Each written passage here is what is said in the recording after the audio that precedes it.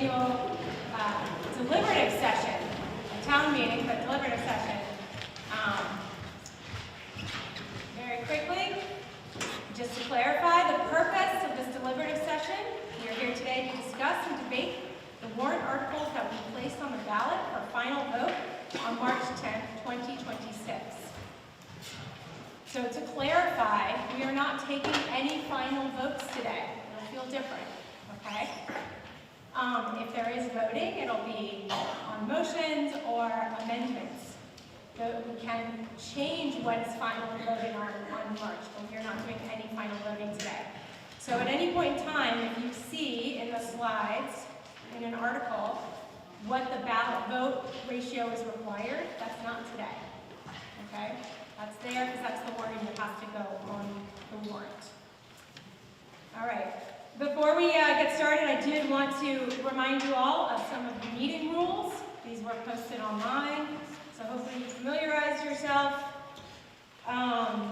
We want to keep this meeting orderly, fair, even-handed, and moving along. All right? Only one amendment at a time. Amendments have to be seconded before we will open them up for discussion. And likewise, only one motion at a time, and motions have to be seconded before they will be open for discussion. Negative amendments or motions will not be accepted. Legal amendments may not change the subject of any warrant article, or I guess they're not warrant articles, but any article. No person shall speak without the leave of the moderator. You must be at a microphone. This is being live streamed. You may not call out from the audience. You must be at a microphone, and you will wait until I just give you a little hand signal and tell you it's your turn, okay? Please direct all comments up front. I know the tendencies to want to create to appeal to everybody else in the audience, but we're not, there's no cross-talking, and we're not speaking to the audience, so please speak up front. You may ask some questions. They do not have to be answered. You're up here to give your thoughts. We're not here for a complete debate. Each speaker may only speak one time until everybody who wants to speak may go again, has gone. So don't keep jumping up at the microphone, please. I will ask you to step aside.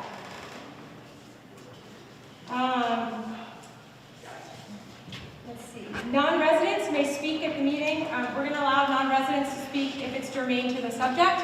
We do have a few people here, including our Jim Taylor from DPW, who are non-residents who are going to be speaking to warrant articles. If you have a request for a secret ballot, just like town meeting, so all votes are going to default to a hand count majority rules. We will be using your purple piece of paper. We'll hold it up high. If it's a clear majority, we won't actually physically count them. If it even starts to look not, questionable, I have official counters. Raise your hands, my friends. They have election official stickers. You might recognize them.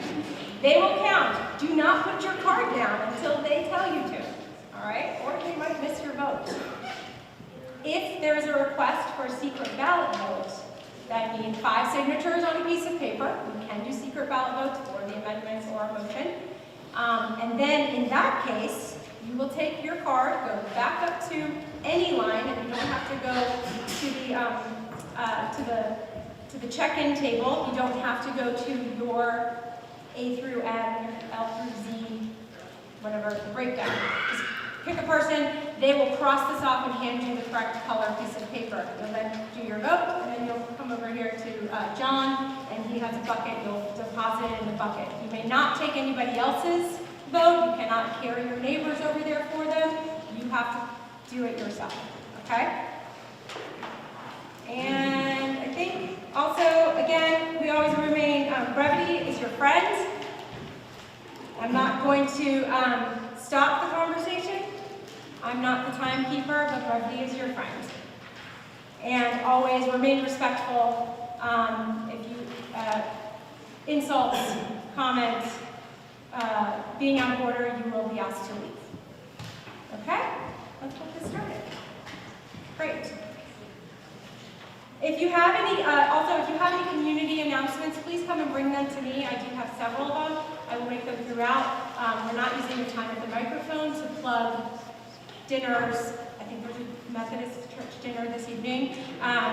Bring them to me. We will go over them at the end of the meeting, and some will come during the middle of the meeting when they're appropriate. All right. Moving forward. Next slide, please. There we go. Kate, everybody.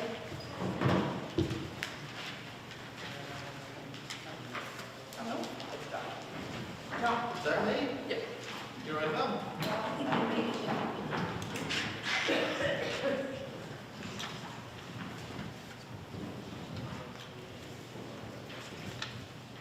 Good morning. It's good to see you all this morning. And it's a pleasure, a mixed pleasure, I think, me to be able to say a few words about Jimmy Proctor. You know, I never called him James in his life. I frequented Proctor General Store for the good part of my life. I remember his mother running the Enfield Center post office in the back, to the right of the deli department. I didn't go to school with Jimmy, so I was a bit older and went to KUA, but I've heard some great stories about his youth. And it would not surprise me if he really did take his mother's new Buick and drive on the ice in Mascoma Lake. Even if not true, that sure sounds like Jimmy to me. Always a spirit of adventure. I knew Jimmy best in his role as a storekeeper. Proctor's store was well organized, well managed, and most important, Jimmy seemed to always be there, behind the meat counter, at the cash register, always busy, but also always ready with a greeting, a humorous comment. Hey, what are you looking for? He had a great sense of humor, a wonderful grin, an amazing range of knowledge about stuff outside of business. The store is not just a place to buy necessities, it's a place to catch up on our community. He loved things with wheels, especially bicycles and motorcycles. Noted for long bike rides into the hinterland and motorcycles. Well, any man who would take his wife motorcycling in Vietnam and other exotic places had a love of two-wheeled adventure and a deep love of his wife. I'm told he had a two-story garage, crammed with motorcycles in various states of repair. A place to go for advice, to find a part, to share stories. And of course, Jimmy Proctor in due time came to be known to all of us as the mayor of Enfield Center. He knew everyone, he was helpful, he cared, he valued his community, and every year he hosted a New Year's party at the Enfield Center Townhouse. I miss Jimmy. His smile, his energy, his conversations. In so many ways, he represented the best of us. And in memorializing him, I wish also to praise all those Enfield residents and all of our employees who care about this town, who help their neighbors, who bring good humor to the challenges of the community, all those people who make life better for us all, and all those people past who made life better for us all. Thank you.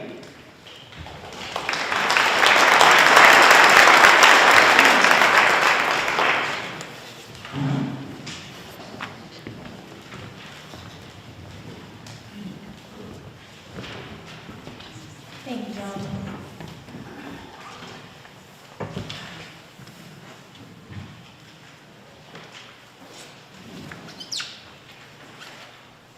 All right, we have a recognition of volunteers.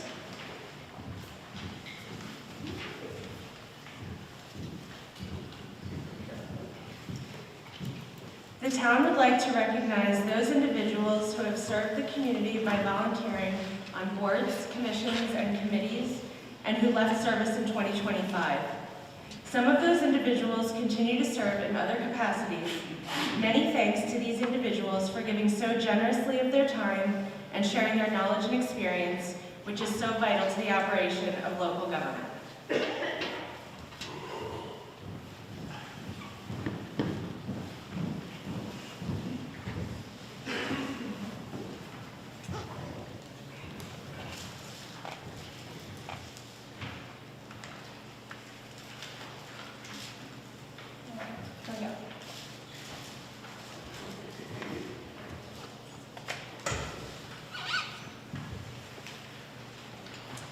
right, Article 1. This article, I'm just reading it so you're aware of it. This is the election of officers. This is already on the ballot. We are to elect one trustee of trust funds for 2 years. There will be 2 select board members for 3 years. Candidates who have submitted paperwork: John Kluge, Tracy Young, Jason Archambault, Mike Dean, and Kyle Haskbecka. Sorry if I butchered your names. 3 budget committee members for 3 years. The candidates are David Stewart, Jill Bujanowski, Nancy Smith, Tina Stearns. 1 cemetery trustee for 3 years, Ainsley Clauser. 1 library trustee for 3 years, Janice Beal, Gentry Campbell. 1 trustee of trust funds for 3 years, Paul Biancio.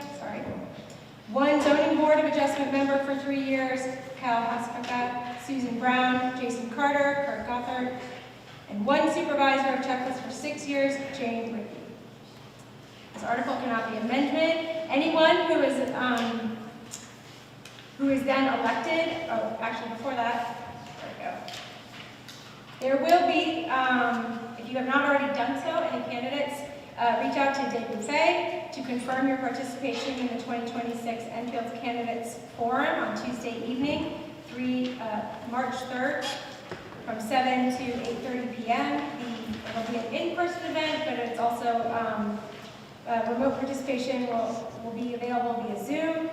And Bill Ward, who's a retired Enfield Town Moderator, will enter the forum. So any candidates please reach out to Dave Buffet if you are going to attend that. Also, once you are elected, anyone who is elected to office on March 10th will need to swear in with the town clerk ASAP after the election. Typically, we would do that at town meeting. So you'll have to, Wendy will hunt you down. Okay. Elected officials are not official until you're sworn in. So please swear prior to attending your first official meeting. All right. Article 2. Are you in favor of adoption of Article Amendment number 1 as proposed by Enfield Planning Board for Tone Zoning Ordinance as follows? The creation of 3 new zoning districts: the Enfield Village District, the Enfield Village Downtown District, and the Enfield Village Wrap 4 District. The amendment of land use tables listing the permitted land uses, including residential and commercial. The creation of dimensional requirements and limitation tables for the 3 new districts listed above. Setbacks, height limitations. The creation of updated zoning district maps. Copies of the amended zoning ordinance and related zoning district maps are posted on the town's website and will be at the home location. Article 2 is already on the warrant. It cannot be amended. Good morning. Anthony, Lockhaven Road. Madam Moderator, I make a motion that the legislative body, we the people, have the opportunity to discuss our interest in having a discussion related to Article 2. Okay. Do I have a second for that motion? Motion to discuss Article 2. Second. Your name? Don McNeil. I'm sorry, come up to the microphone. This is for the record, please. It's Don McNeil. Okay, so we have a second open for discussion. All right, let's have a discussion on whether or not, so to be very clear, the motion is whether or not to discuss Article 2, because Article 2 is already on the warrant, and it cannot be amended, but right now we can have a discussion on whether or not to have a discussion.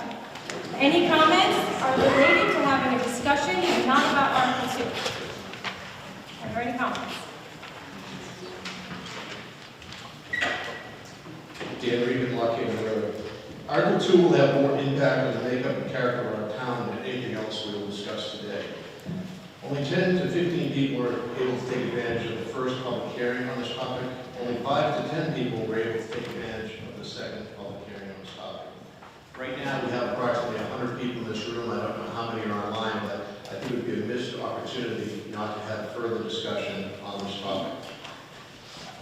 Our planning board put in countless hours in preparing this proposal.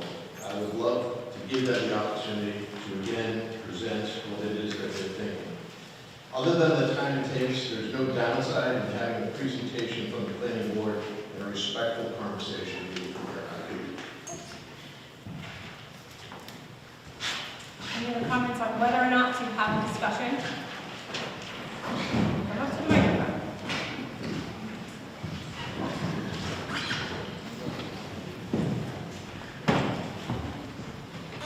Can I ask that if we do have a hearing on this, Name. sorry, Roy Holland, Lockhaven Road, if we do decide to have a discussion on this, can we move it to the end so we can work on the articles that we can actually change before? So, I can only work on the motion that's on the table right now, which is to have a discussion, but you can hold that thought. Okay? Hi, my name is Jeffrey, engineer, I'm on the board of Enfield, and like this nice gentleman was just saying, Yeah. I think that it needs to be spoken about a little more and explain the why we're here more than what we're doing. Okay, thank you. Thanks. All right, not seeing anybody else getting up to the microphone, we're going to go ahead and vote on whether or not to have a discussion on Article 2. So, all in favor of having a discussion on Article 2, please raise your purple cards, not your hands. Purple cards, and I have a count, please. Sure.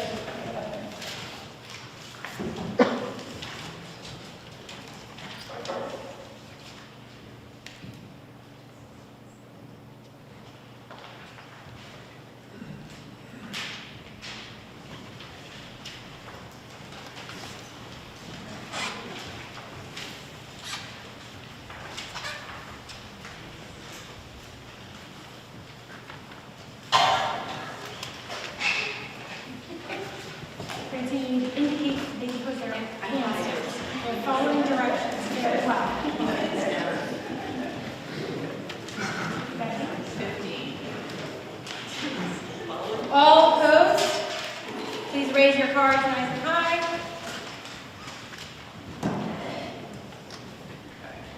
So I don't need to do them out. All right, we are going to have a discussion on Article 2.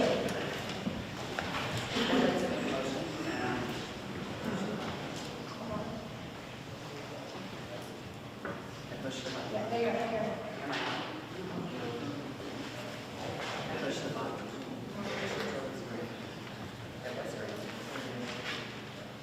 We'll try it again. Does that sound fabulous? Good to see Louder. you. Louder. Hey, there, it's louder now. Okay. I'd like to make a motion to delay the discussing of Article 2 until after discussing Articles 1 through 12 so that we may first address the planned business of the deliberative session and leave time to discuss Article 2 without rushing it at the end. My rationale, I will give after a second. I'll second that. All right, the motion is to delay discussion of Article 2 till after we're done with the business of the day, which is Articles 3 through 12. Do I have any discussion about moving the discussion of Article 2? Yes, so Kate made the motion, she gets to go first. So my rationale is that the deliberative session was legally noticed for the required articles of 3 through 12. We've never discussed zoning articles in the past, and I'm certainly willing to go with what the body wants to do. But we have a large amount of work to do today that was legally noticed. Article 2 has been discussed extensively as legally required in 27 public meetings and 2 public hearings. We should honor the request by members of this voting body who wish to have further discussion, but I want to do it at the end so that it doesn't get cut off and we aren't moving the question. I think if you want to have that discussion, we should give it enough time without trying to rush later the important work that the budget committee has done. Dan Regan, Lockhaven Road. I respect the motion, and I respect what Chief Holland suggested earlier.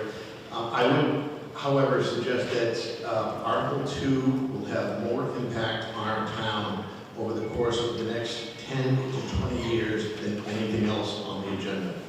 I would also suggest to you that this meeting is going to go much longer than it should, and we're going to see numbers start to drop off after an hour and then after 2 hours. So there will be minimal people here if we save this till the very end. There are numerous other things on the agenda that are not nearly as important as this. And I would encourage everybody to vote and talk about this right now.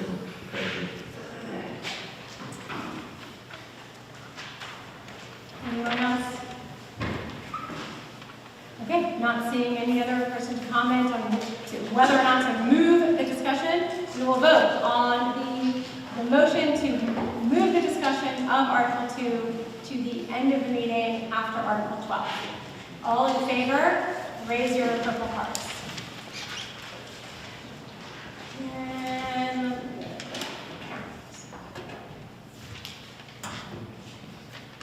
fancy count.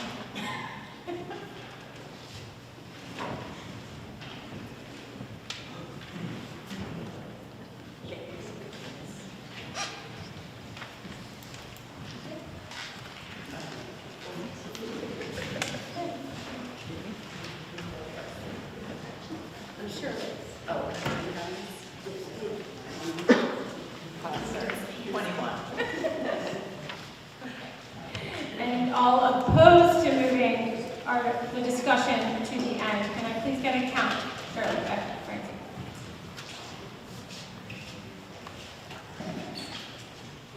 Okay. Got it. You're good.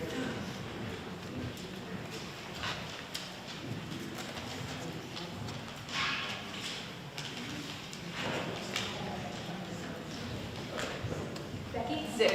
I need your number, please. Thank you. Okay.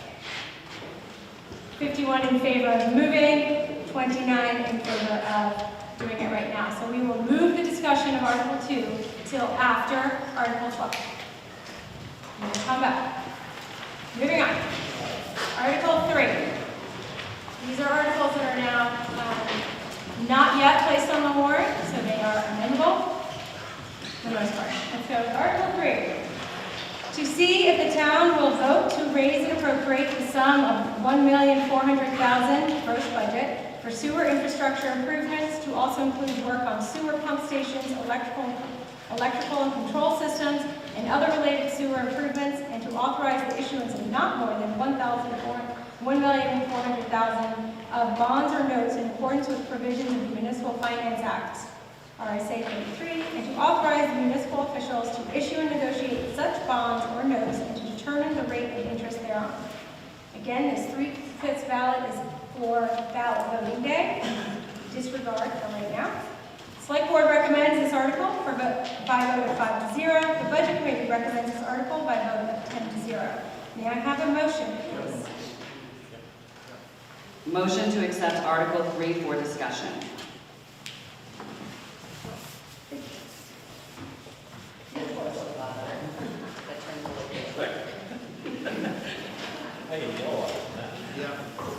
Tracy seconds it. All right, I'm going to invite Jim Taylor and Ed Morris to present Article 3.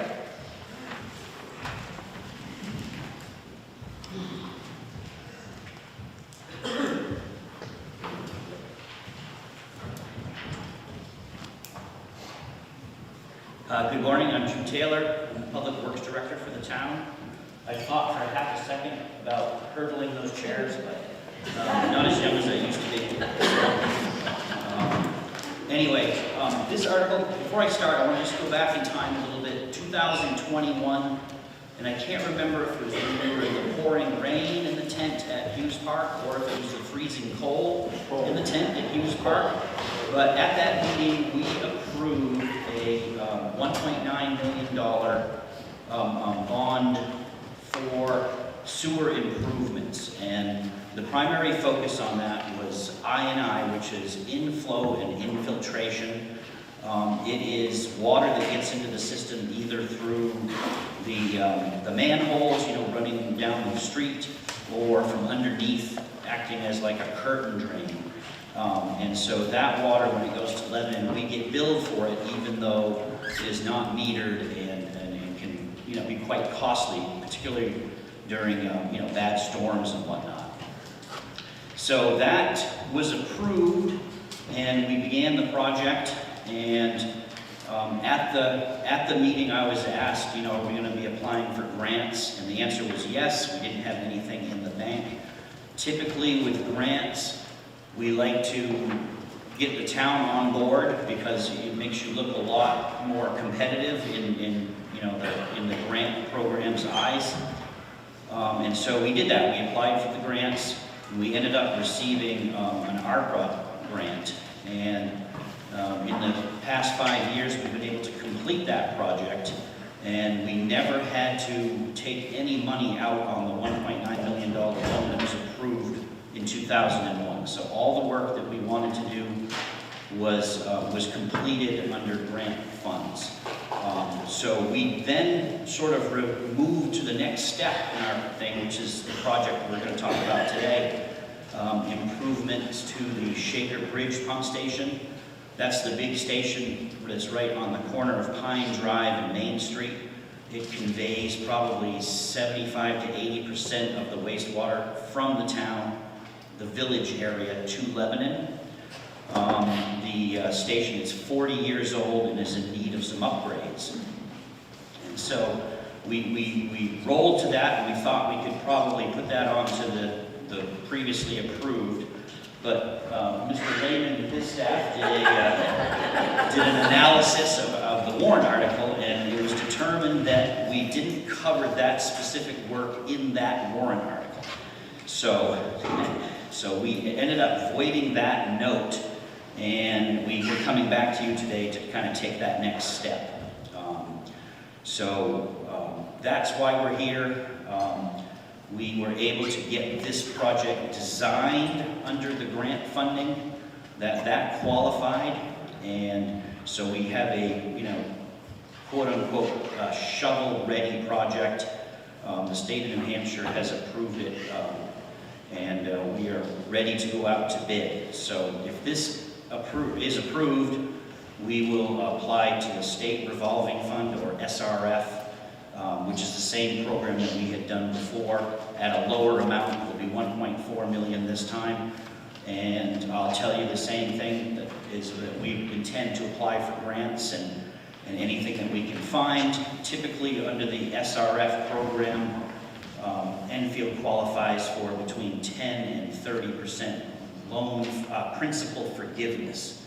They don't call it a grant, it's principal forgiveness, but that is usually a piece of the approval that we hope to get.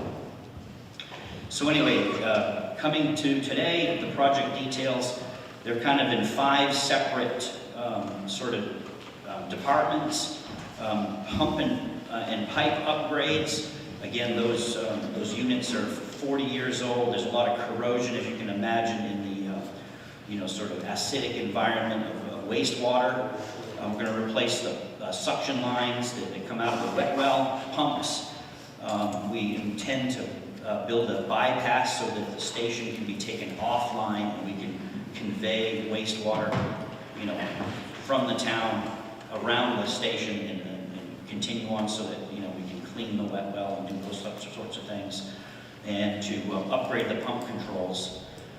We also plan to install a grinder. We're getting a lot of flushable wipes that show up and they impact the pumps and get bound up.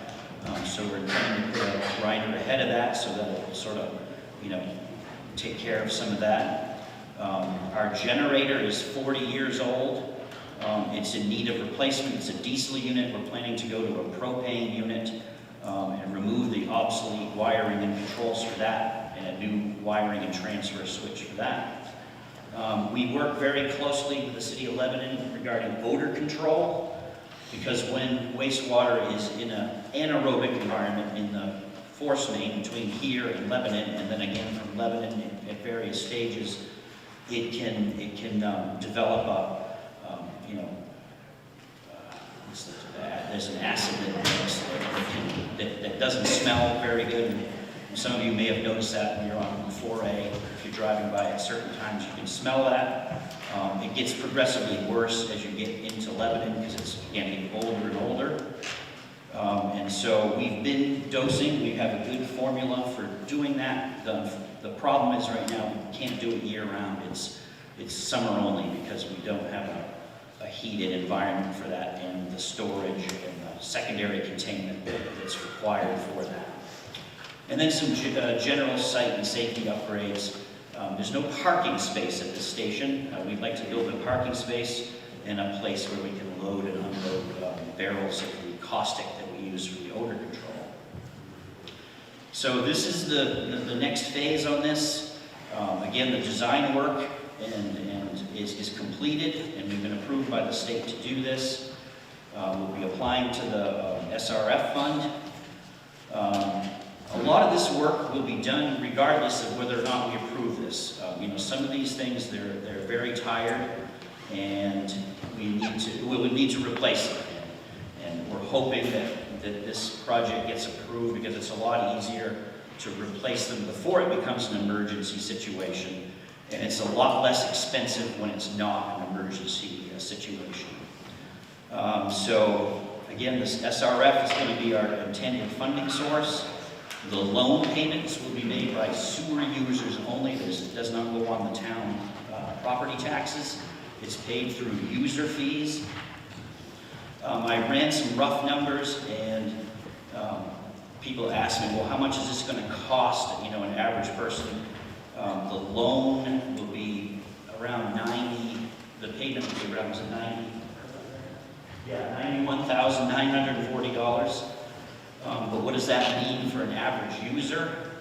If you can give me an average user, I can ballpark it, but typically it's going to be about $1.04 or 5 cents per 1,000 gallons of sewer that you convey. So, you know, so if someone is conveying 10,000 gallons a quarter, it's going to be $10 extra per quarter, or about $40 per year. And then, if anybody has any questions, I'm happy to answer those. And if someone wants to get more in the weeds on the actual upgrade details, Steve Patton, we'll be happy to get into that. So, thank you. I don't know, Ed, do you have anything to add to that?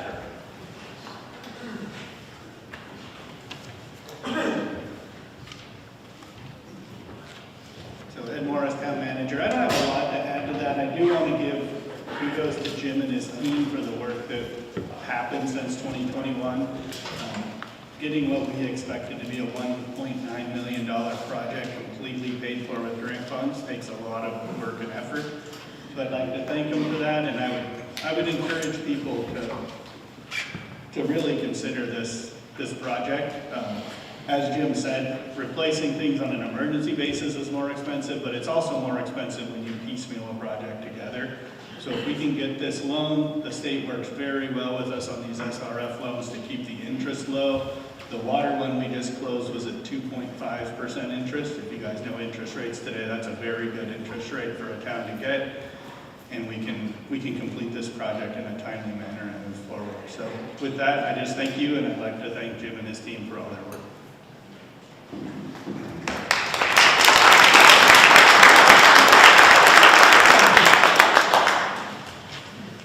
Okay, now we will open it up for discussion from the floor. If anyone has comments about Article 3. Hi, my name is Debbie Richter, Crystal Lake Road. I just had one question, and that is, and this came up with the select board, I think, a couple times ago, and that is there a way on the actual amendment to write that the loan repayment will be funded through sewer user fees? So it's not an amendment, it's a warrant article.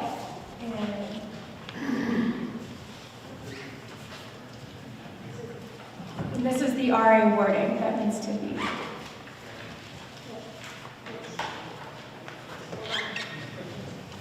Legal's chiming in. David.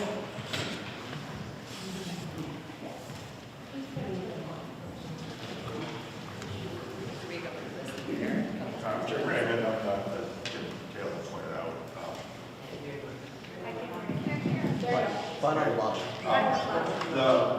The article as written is the DRA, the Department of Revenue Administration, recommendations. If you've been to these meetings, you know I occasionally use the DRA as the fall guy for bad things because there's two very uncreative groups reviewing these. One is bond counsel. It's the counsel for the bond agency. The second is DRA. We do not recommend that you vary from the DRA's proposed wording. Are you not hearing me?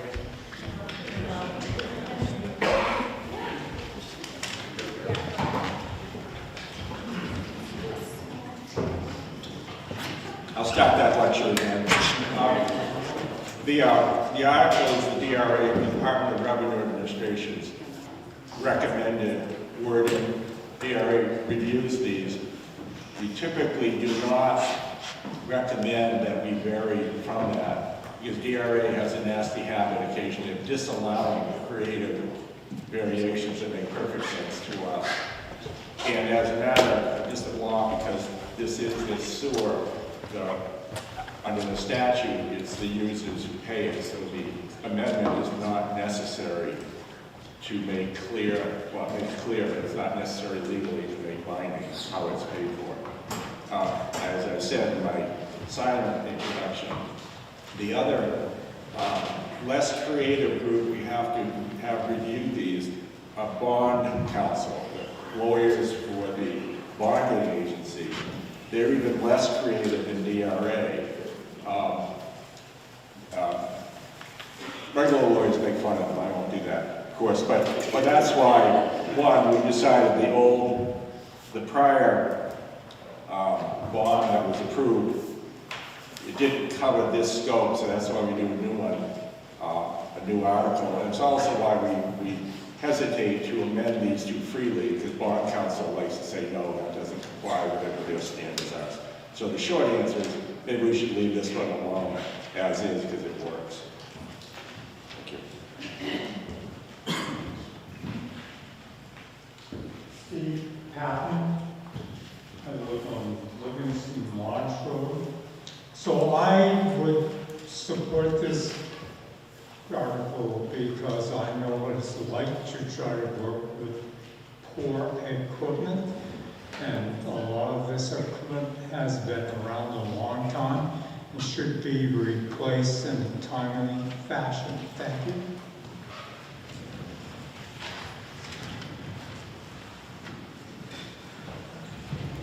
Any other comments about Article 3? Seeing none, and there were no amendments proposed, this article will move to the warrant, and we move on.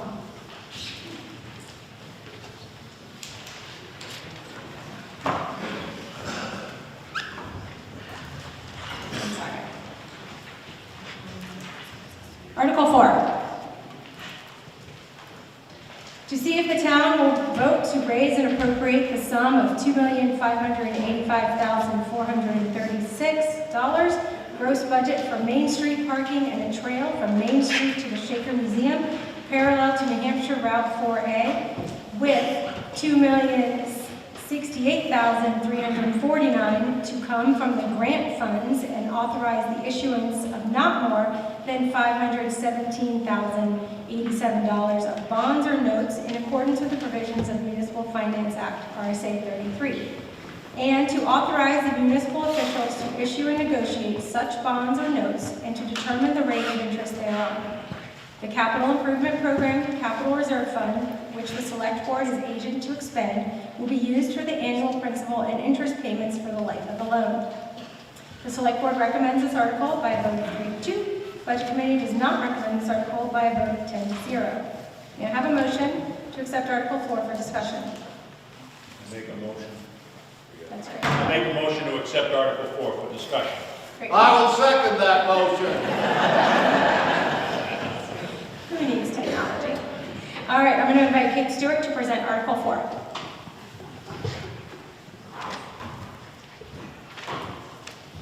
My apologies for the laptop, and you guys can hear me, so this is a great test.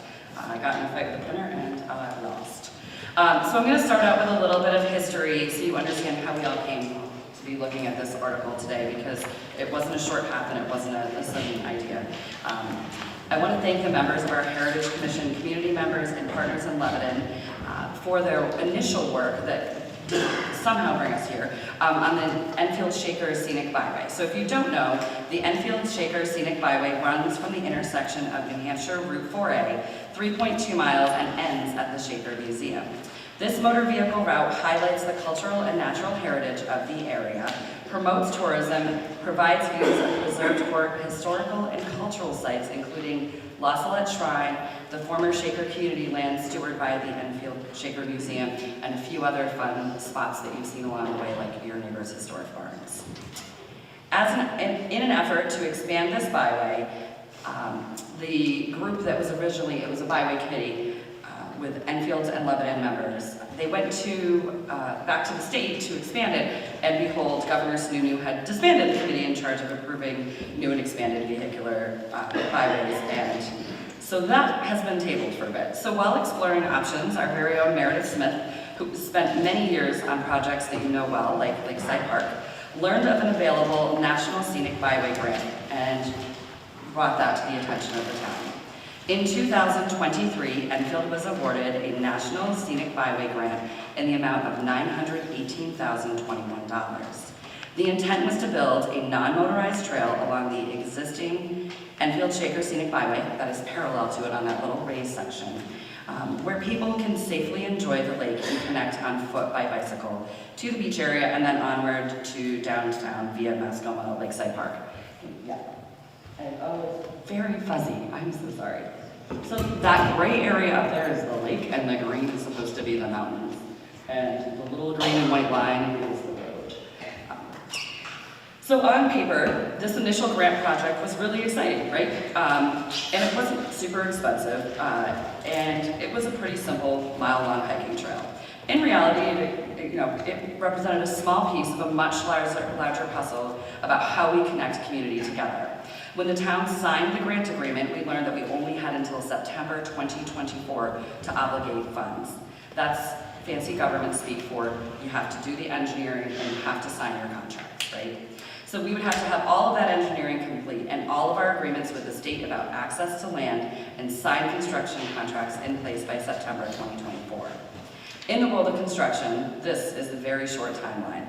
We quickly determined that this timeline was indeed too short, as initial engineering investigations revealed significantly more wetlands than anticipated along the trail area. If any of you are familiar with the mountains that are coming down towards the trail, there's a lot of little finger wetlands, there's a lot of seasonal streams, it's very wet. It is wetter than we thought.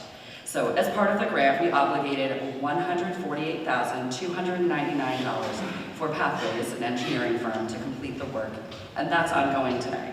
The town engaged regularly with state officials to discuss this initial byway project and the challenges the timeline presented.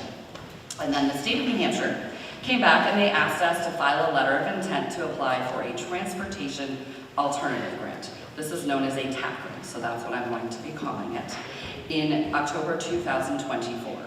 If you know anything about working with the state and developing relationships, you know that when they come to you and they ask you to apply, you really should apply to preserve those relationships. And armed with our initial more complex engineering findings, we did so. They went forward and filed for the construction phase of a Walk a Mile in Their Shoes project to create a 1-mile multi-use trail and parking area along New Hampshire Route 4A and Main Street in Enfield. The trail will connect the historic Enfield Shaker Village and Museum to Mascoma Lake, enhancing safety for pedestrians, cyclists, and promoting non-motorized transportation. The parking portion of this project will create greater accessibility not only to this trail, but also to the Northern Rail Trail, which had about 26,652 users in 2026. It was a lot more than I thought. You see a few people at a time, but when you see an aggregate, it's pretty significant. New Hampshire Route 4A is a vital cultural and economic corridor linking Lebanon and Enfield, and this project will improve accessibility to areas of recreation and historic amenities. Connection to the Northern Rail Trail will also add the ability for people to commute between Enfield and Lebanon more easily and safely using non-motorized means. Construction costs were anticipated to be $1,912,900, and with grant help, the town was committed to finding a match to make this project possible. This initiative aligns with regional and local plans, including but not limited to the Enfield Shaker Byway Corridor Management Plan, the Regional Corridor Transportation Plan, and the Enfield Master Plan. So let's do a quick overview of the grant application, and I'm going to highlight some of the enhancements, and we're going to take a look at the map together. So safety-wise, we're looking in the middle section. I know it's going to be hard, and I'm going to pop back and forth, and hopefully you're going to be able to hear me. So the middle section of this, we're looking at physically separating the pedestrians and cyclists from the vehicular traffic on New Hampshire Route 4A. So this is the long kind of white and greens. Oh, thank you, Elisa, you're fast. So that's that section there, and some of you know that some of our sewer lines run underneath that, right? So that's the area we're looking at doing the vehicular section. It's also one of our most challenging areas for pedestrians and cyclists. This area is known for near misses and also, unfortunately, the very tragic death of a visiting priest. And to that end, we are going to be working with the Shaker Museum to site an enhanced crosswalk. So, yeah. On the Shaker Museum property, kind of somewhere along the line of the former La Salette property, which they now own. That connects to a sidewalk that is existing. And then there's going to be another enhanced crosswalk. Drum roll, please. Let's get excited about it because it's for the beach. And I think anyone who's tried to cross from the upper beach parking lot knows just how dangerous it can be and how fast it is. And if you're towing a bunch of kids, some sandhills, and some snacks, it's not very fun. And people don't necessarily stop for you. So that's a major component of this project. Pedestrians and cyclists and drivers on this section of Route 4 have shared some pretty harrowing stories of near misses with vehicles veering into that wide shoulder. So a few people have asked, why can't we use the wide shoulder? And the answer is, that would be lovely if people didn't drive into it. And also, there's a significant amount of boat trailer parking because there's, right now, people like to use the lake, and when they run out of space in the boat parking lot, and they run out of space on the Lebanon end, they come and they just line up down 4A. And that pushes our cyclists and our pedestrians onto the main roadway. So a family in Lower Shaker Village who couldn't be here today asked me to share that they have to drive their children to Lakeside Park so they can safely access the rail trail. And they can't pull their little tow behinds that go behind a bike because it's just not safe enough. So, and the concern is really that section of roadway. Let's look at the accessibility piece. So we're creating an ADA compliant trail that's accessible to all. This path will be engineered with stone dust, so we're not talking about putting down big old rocks. To ensure ADA compliance, we're looking at putting 25 to 27 parking spaces along Main Street near Lakeside Park. Thank you, Elisa. And that will have direct access up onto the rail trail, also to Lakeside Park, and also over onto our existing sidewalks that are in pretty great condition that will take them out over the lake. And then increased walkability connecting the downtown area to the former La Salette property housing Lower Shaker Village, the Shaker Museum, and via the existing sidewalk onto the museum property and over to Shaker Recreation and the dog park. So this is a pretty ambitious connection. It's also the reason when you get points from the state when they're looking at your application that you get those points because you're connecting so many different types of transportation. Sustainability, it's going to encourage non-motorized transportation to reduce vehicular use. The trail will be engineered to be lower maintenance with input from DPW leadership. We expect to use things like low-growth clover to keep mowing to once a year. DPW currently already mows that section once a year. Just in case you didn't know, it doesn't, like, that state doesn't come and do it for us, we do it. We're going to do regular maintenance as we have before at the Lakeside Park. So you're going to continue to see that maintenance, and they're going to hit that little section along the sidewalk there. Proper engineering and construction will cut down on siltation into the lake from stormwater runoff from the mountains and cut down on the current dirt parking mud that flows towards the frog pond on Main Street and impacts lake health. From a conservation standpoint, using materials like clover increase nitrogen fixation into the soil, which is highly desirable because you want to capture those nutrients before they reach the lake, and the clover is also, as a bonus, beneficial to native pollinators and insects. The town of Enfield is committed to completing this transformative project, which will provide lasting benefits to the community and its visitors. So with all that in mind, we submitted a full TAP grant application in January of 2026. And on June 30th, 2025, the New Hampshire DOT Commissioner recommended our project 6 out of 17 of the projects they funded. It's a competitive process, there were 32. This is government speak when you say recommended, that they are awarding the federal funds to us through the overall TAP program. So if we can go to the next slide. A bit of a surprise came to us with this award. You open it up and you're like, we got funded. New Hampshire DOT created a revised estimate for the project total with 4.4% inflation at a cost of $2,585,436, which is the figure we bring to you today. If you remember, our initial ask was $1.9 million. This new figure gave many of us pause for a few reasons. And if you have a calculator handy, you can quickly figure out that the state figure of $2.5 million is not 1 or 2 years of interest.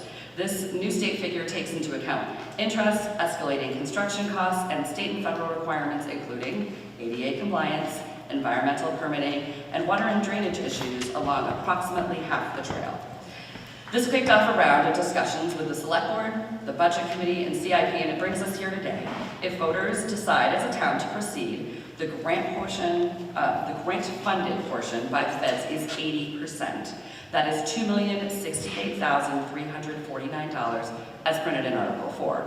Enfield would be responsible for $517,087, which represents 20%. I have to admit, I never expected to be up here explaining this to you because when I looked at the number, I was wary. And then I dove in, because I like numbers and data, and I started to break down the cost to understand what we were really looking at in smaller, more digestible facts. And I realized that these items are items that all voters need to make an informed decision. So here we are, we're going to look at the financial impact. We anticipate taking out a 15-year loan for this project, if approved, at approximately 4%. The annual payment is estimated to be $46,507. Loan payments would be made from CIP, our capital improvement fund, where we manage all payments for large projects. There would be no tax impact for 2026. We're not going to get this all done this year, you guys. So what does that mean for you individually? I'm going to caution you that these are estimates, right? We're going to do like the budgetary estimate, caveat emptor. And we have to use today's total tax valuation for the town to kind of give you an idea. This figure always changes and it typically increases a little. I'm not going to lie to you. And based on our current tax valuation, we are estimating the yearly payment would cost taxpayers about 4.925 cents per thousand of valuation. And since we like easy, even numbers, we're going to use 5 cents. So 5 cents on a $100,000 property would be $5. $200,000 property would be $10. And a $300,000 property would be $15. And you guys are smart, so I'm going to let you do the rest of the math for yourself.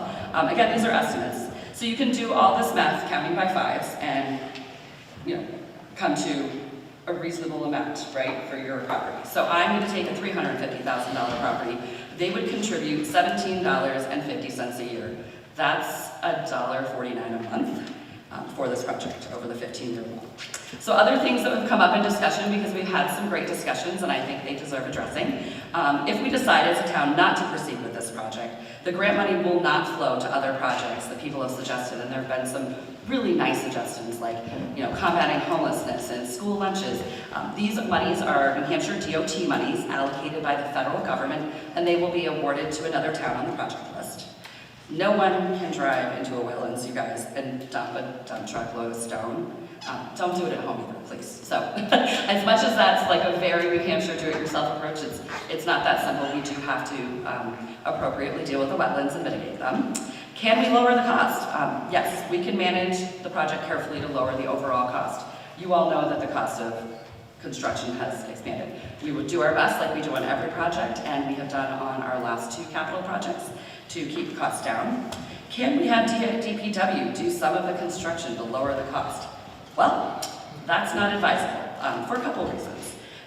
One, it's not a good choice to use DPW labor for construction because they would essentially be doing 80% of the work for the federal government and 20% for us.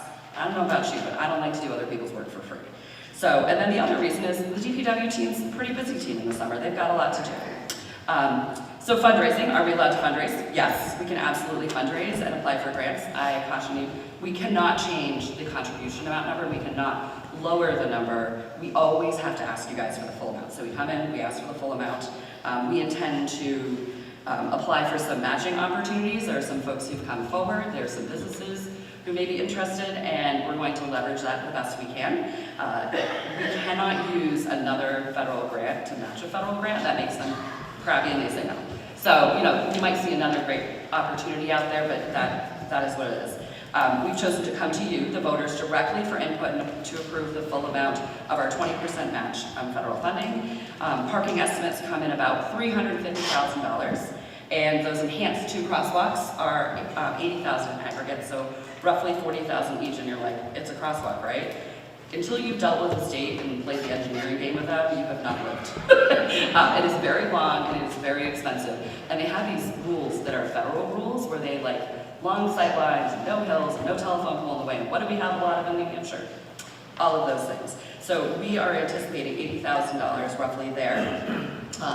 So when you add that all up, it's so that if you like the parking and you want the 2 crosswalks, then about an additional $87,000 makes our match. So for about $87,000 more beyond the parking and the crosswalks, you would get it, right? So when you look at your piece of the pie, right, say it's $15, $20 for a $300,000 to $400,000 property for 15 years, it doesn't feel like quite as much to get a $2.5 million project completed. You're each going to need to reflect if this is an investment you want to make. And with that, I'm going to turn it back over to our moderator. I'm happy to answer questions. And I am going to suggest that Chief Holland comes up and talks a little bit about the safety piece.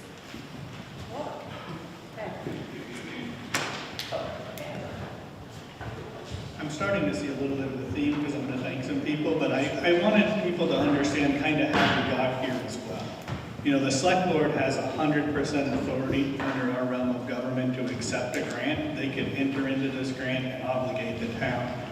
But they didn't want to do that. The CIP committee, the budget committee, they also looked at it and they said $500,000, a little over $500,000 is a lot of money. Let's form some sort of warrant article to come to the voters to see if this is something we want to invest in. So I just want to thank them, the budget committee, the CIP committee, all of them for looking at it. When we first talked to CIP committee, it was let's take $500,000 or a little more out of CIP, which would be a huge drop in CIP. Through the months, we've come to the fact that, let's present this as a loan. I think this is the clearest, easiest way for people to put their input in if this is something we want to do or not want to do. So again, I just want to thank those 3 groups for asking to push this into the voters to make this decision, because it is a big project. I'm sure you'll hear at the microphone, this is a little bit more of a want than a need for most people, and it's something that we're just going to have to decide as we move forward. So thank you. Are you going to speak to the safety portion? All right, you can go from there, and then I'll open it up to the floor. Ben. Roy Holland, Lockhaven Road, Chief of Police. Yeah, you can make this call. So as far as the safety aspect of it, just for some education part of it, when we put in the enhanced crosswalk up at the school a few years ago, it was about $75,000 to $100,000. It's definitely been on our radar of a project to try. We can't find grants for that stuff. The state won't take any. They won't pay for any of it. It's their road, but they say if we want, if we want it, we can put it in, but we got to pay for it, which includes engineering, and all the other stuff to put in those signs. So I can tell you that, we have been looking at for a couple of years of possibly putting in an enhanced safety crosswalk, especially down at the boat launch and the beach, because that would be our #1 most dangerous intersection crosswalk in the town. Every year we have many close calls. We've had a couple hits down there. It's very active. About 80%, you can pull it up on the state, the state website. It's actually probably about 60% of all the cars that come down Route 4A turn down Main Street. So if, one of the things that this project, if approved by the town, It'll take that off our future projects of trying to put enhanced crosswalks, especially down at the beach. And then one of the other ones that has been proposed would be up at the Los Electron area. Again, they're both about the same cost. It was between 75 and 100 a couple years ago when we put the other one in, so I'm going to go with closer to 100 and not as close to 75, so that's about $200,000 worth of crosswalks alone just in this project right there. And, you know, as a chief of police, if you ask me, is it safer to have people walking down the side of Route 4A or on a trail during that area? Obviously, I'm going to tell you it's the trail because, you know, we do get quite a few complaints every year of either cars or pedestrians or people on bikes or horses on the road in near misses and, you know, people not paying attention and stuff like that. So that was the safety aspect of it. Thank you. All right, now we'll open this up for discussion. Jean Patton. As you can see, I was on the budget committee and not a fan of this either. I definitely feel like Ed sort of mentioned that it is a want and not a need. And I'm going to say this again, and many of you sitting up there can probably repeat what I've said multiple times. And I know it was mentioned that that path is currently mowed by the DPW. But honestly, I feel like DPW keeps getting layered and layered with more and more projects to take care of. As I've said before, if I was Jim, I would be pulling my hair out, which he probably already is. And I just feel like Lakeside Park is great, and I enjoy that as well, but it just keeps adding more and more layers, and it's called the snowball effect. Pretty soon, someone, Jim or whoever, if he's not there, is going to say, you know, by the way, we need 3 more people to keep up with all these projects. And guess what's involved with 3 more people? Benefits, pay, on and on. So I'm definitely not a fan of this. Dan Kyle, Shaking Hill Road, I've got an amendment to see if the town will vote to raise and appropriate the sum of $0 for the Main Street parking and Trail Main Street to Shaker Museum parallel to NH Route 4 with $0 coming from grant funds and authorize the issuance of not more than 0 bonds or notes in accordance with provisions of Municipal Finance Act RS 33. Okay, we have a proposed amendment on the floor. Do I have a second? Second. Great, Dave Buffet seconds it. Give us 1 second, please.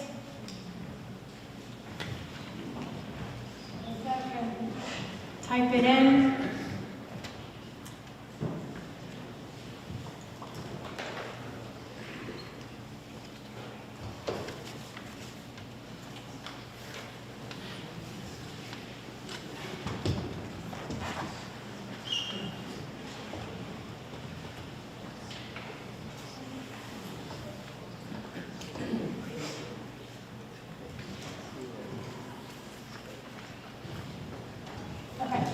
So we are going to discuss this proposed amendment. All right? So Thomas, you can come back. But if anyone, we're going to discuss this proposed amendment, then we will vote on this proposed amendment. So right now, we've changed the proposed amendment is to change all the dollar amounts to 0. Chief. So, Roy Holland, resident, not chief. Sorry. Roy Holland, president, thank you. So, the whole reason we went to SB2 was a democratic process to allow people to vote on stuff. If we come in here and we take proposed articles and we move them to 0, we're doing away with that democratic process. You know, instead, this might as well be town meeting. Because why vote? If we change the budget to the default budget, then why vote? It's automatically going to happen anyway. Let the people have a chance to vote on whether they want it or not. And if it's voted in, the majority of the people in town said they wanted it. You can use the process to let people know that you don't want to vote for this, but if you vote yes for the amendment, then you're taking away that democratic process of the SB2 and letting people vote on March 10th.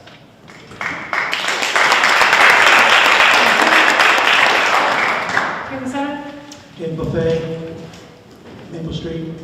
With all due respect, Roy, this is the democratic process. It's a different We're not democratic cross-talking. process. Could you make your comment, Okay, please? I'm sorry. Thank you. The Budget Committee, of which I was a member, voted 10-0 for this, not to be recommended. And the CIP Committee recommended that this be put to this process. This needs to be removed. We've got many more and much more expensive articles that we still need to deal with that are important, more important than this grant. We need to let this one go. And I tend to be somebody who supports conservation and outdoor recreation. Yeah, my reasoning on this is I don't want to see, if this bond goes down, the money come from CIP, because that's where it could come from. And I think using $500,000 of CIP funds is just not a good use of it. I mean, you're saying $46,000 a year. Well, we add half of that. So this would take care of 2 years' worth of what we're adding to the CIP over what's the normal amount. The nickel, we keep talking about a nickel. Well, a nickel for us on CIP is actually 3 cents because we only put in $25,000. So we're talking about $46,000 a year for the next 15 years coming out of CIP for this project. Sue Hagerman, Boys Camp Road. I have 2 questions. The first is, why does the Budget Committee not recommend the article?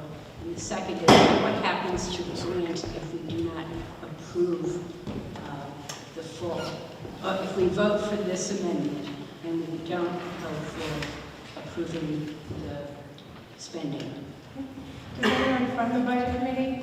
All right, go back to the second part.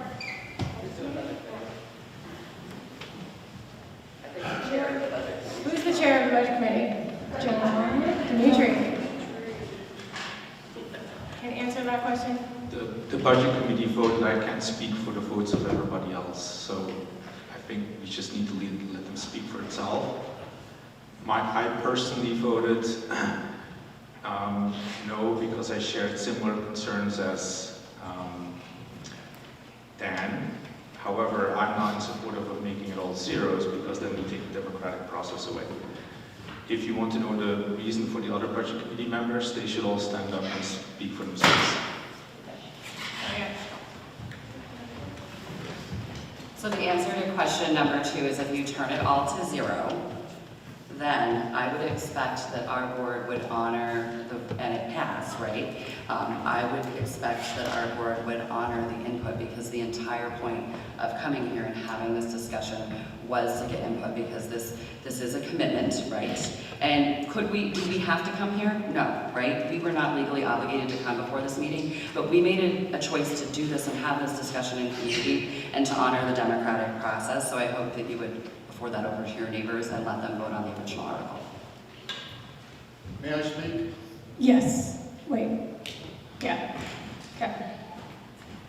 I'm a selectman, and I'm the selectman's representative to the Budget Committee. I voted against this in both of those capacities. Thank you. Why? In my opinion, it was extravagant for the economic situation we are in, and not an essential need of the town. Eric. Yeah, so a large part why this is on the ballot is to get the feedback of voters, because there is division within, there's different opinions among town officials. If this goes to all zeros, we lose that feedback. And there's two really important pieces of this that we talked about, the parking on Main Street and the enhanced crossings, both of which we've heard from many people that they want, and we've heard from people that they don't want. And this is the chance for voters to weigh in on whether or not they want us to make those kind of investments in our town. And if these go to 0, we lose that feedback from the voters on voting it. Okay. Ed, you're next. Yes, I came over here, Ed Morris, resident. But I wanted to speak on the same thing like Chief Holland. We had a lot of discussion over the last 2 years, but last year when we voted in SB2 to allow people that go to Florida for the winter that cannot make these types of meetings to be able to make decisions.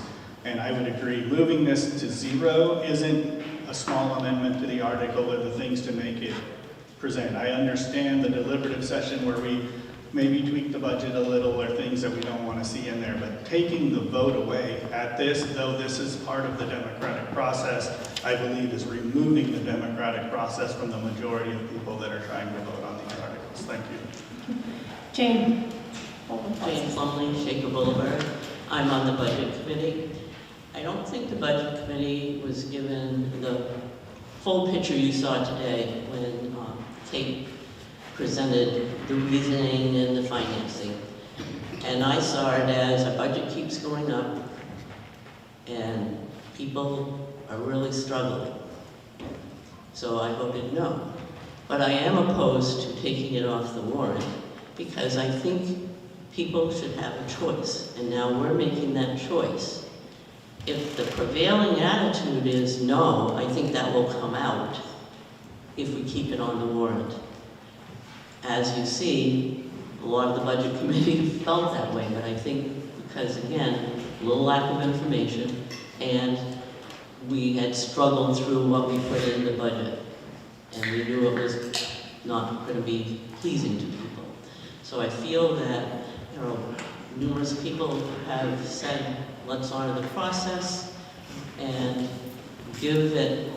put it on the warrant and let people vote what their particular circumstances give them the conscience to do.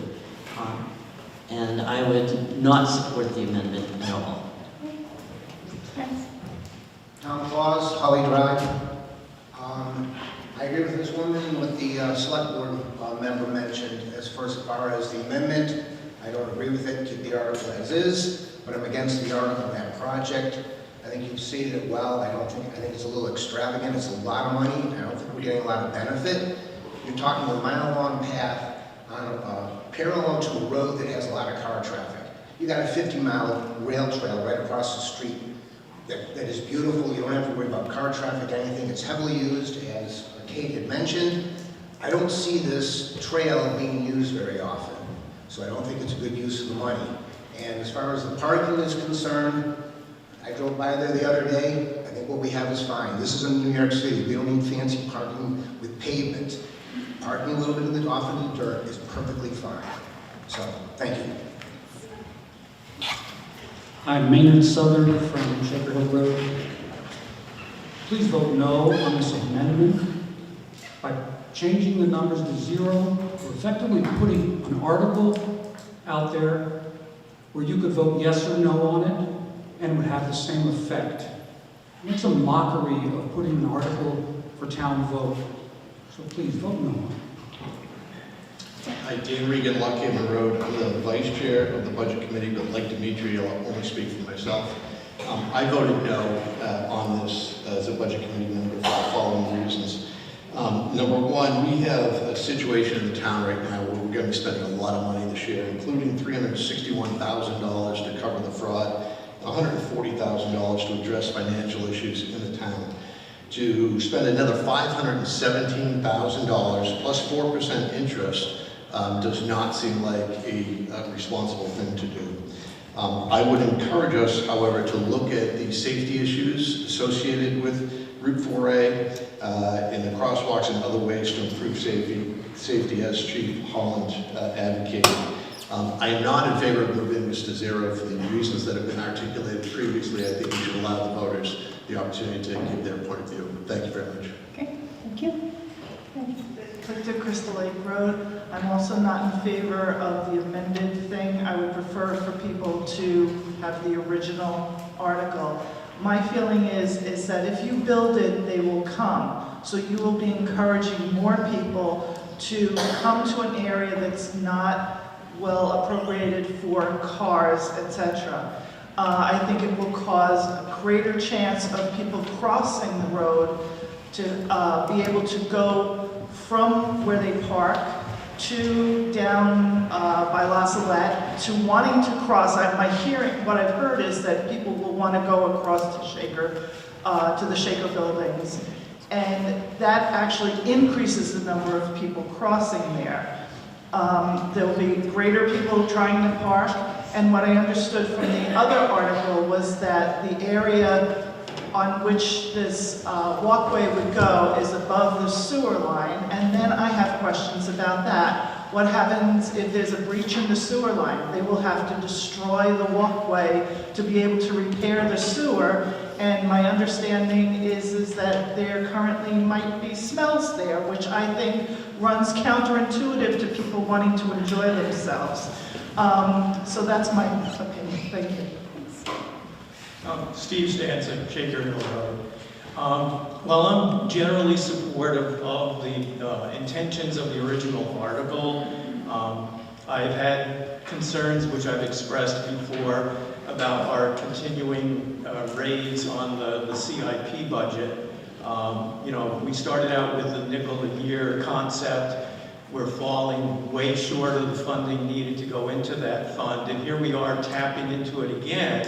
And as some additional articles are going to be discussed today, we're going to see we're tapping into that fund more and more. On the other hand, I agree with the sentiment here that I'm kind of on the fence, I guess you could say, but I would much rather see the town as a body, by ballot, say yay or nay to this. And if the overwhelming sentiment is for it, I know I'm going to take a hit in my wallet, but let the townspeople decide.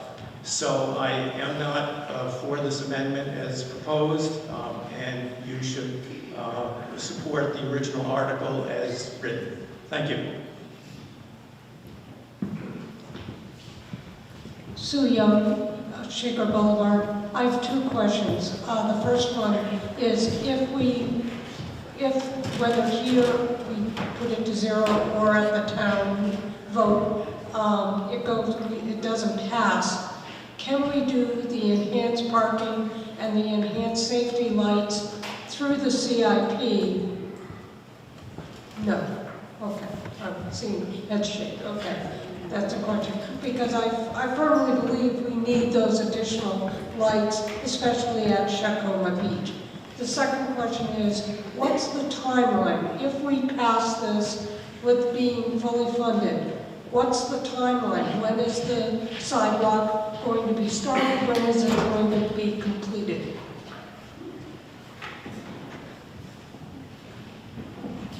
Just going to jump up here. Technically, yes, that could be a project that the CIP could decide to do moving forward.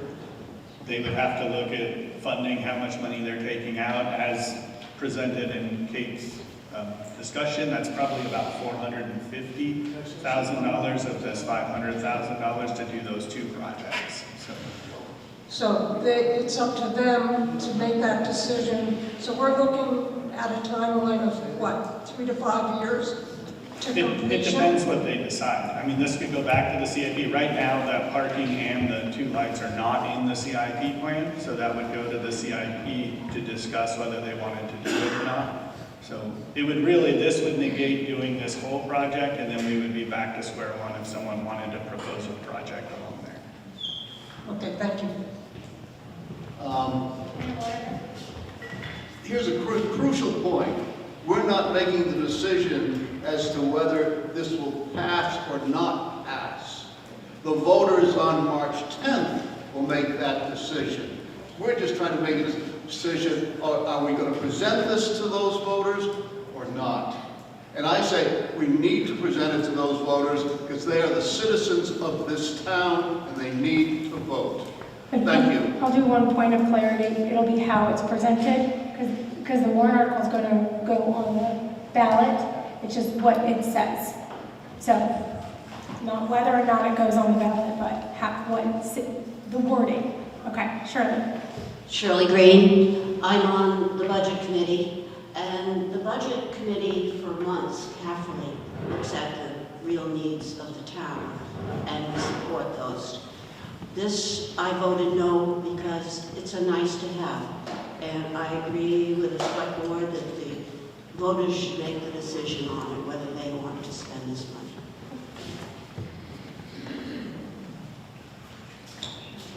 Tracy Hung, Shaker Boulevard.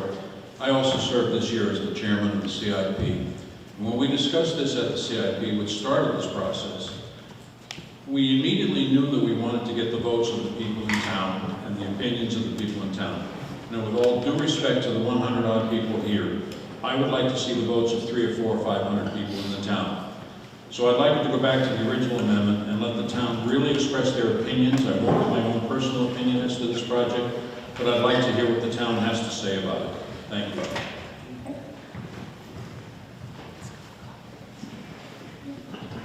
Bill Shippen, Methodist Hill. If this was to go to zero and be printed as such, will this be a legal and will it just confuse voters at the ballot? Because they're going to say, why are we voting for nothing? Right? Is it legal to vote for nothing?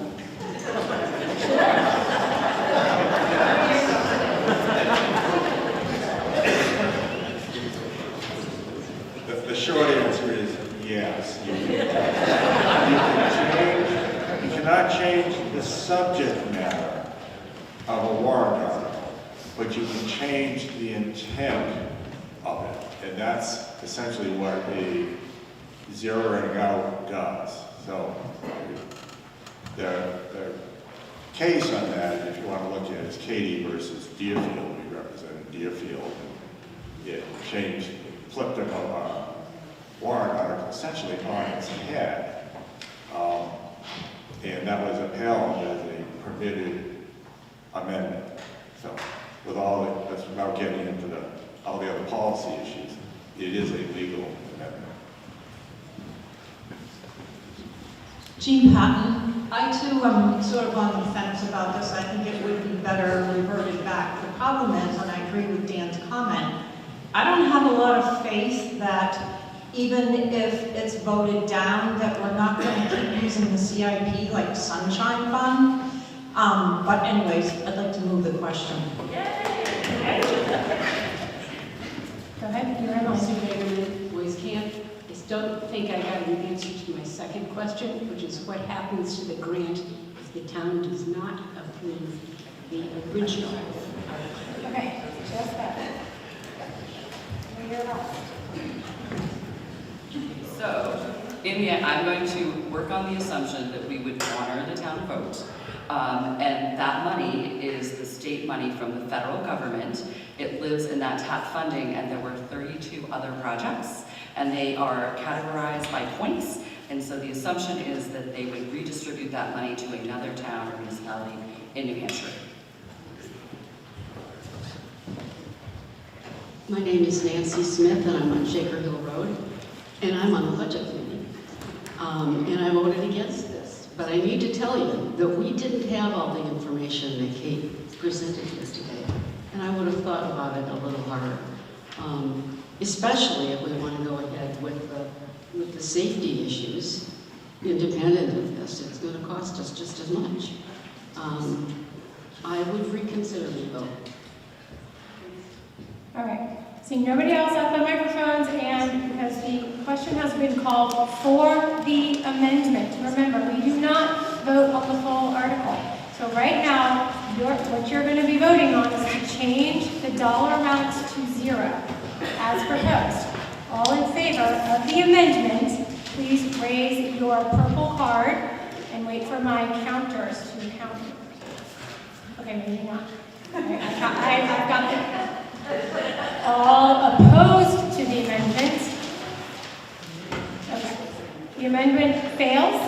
We will revert back to the original article. Are there any final comments on the original article?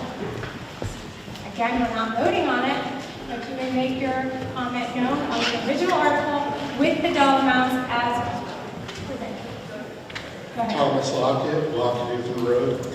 I am against this article purely on that it's a need, one, not a need, and the capital improvement fund usage for this gives me great pause, especially since Article 7, it's talking about, oh, we didn't meet enough money in the capital improvement plan for what we envision with inflation, and asking for 59 cents per thousand in that. And I don't know if that means just a 1 year 59 cent, or if it's increase the general and then try continuing increasing 5 cents per thousand a year. But with the property valuations that recently came out, I don't know about everyone else, but mine was, up 75+% in total valuation increase. The 5 cents becomes a lot more per year. So how is that 5 cents not then keeping up with inflation when you increase total property values for taxation on here? So I am against this. I understand safety, but yeah, I'll leave it at that. Thank you. Joellen Courtney, 11 Moore Street. I would like to support this and speak to the fact that as a person who has walked that road, it's very dangerous, and there have been several times when it's been very close calls. Also would like to speak to the fact that the Energy Committee and the Master Plan are really in support of a more walkable community. And I think that this is a possible opportunity for us, and I would really like to support it. Megan O'Brien, the Road. I am actually in support of this after the presentation that Kate gave. The fact that we have people almost getting hit, we've had people get hit on Route 4A. It is a very busy road. People like to fly down the road when they're driving, even though the speed limit is 40. People are going 50, 55. We have children on our bikes, children who are walking on these roads. Yes, we have the rail trail, and yes, that's a safer option, but this is going to give more safe options for our children and for all of our active adults that are on these roads.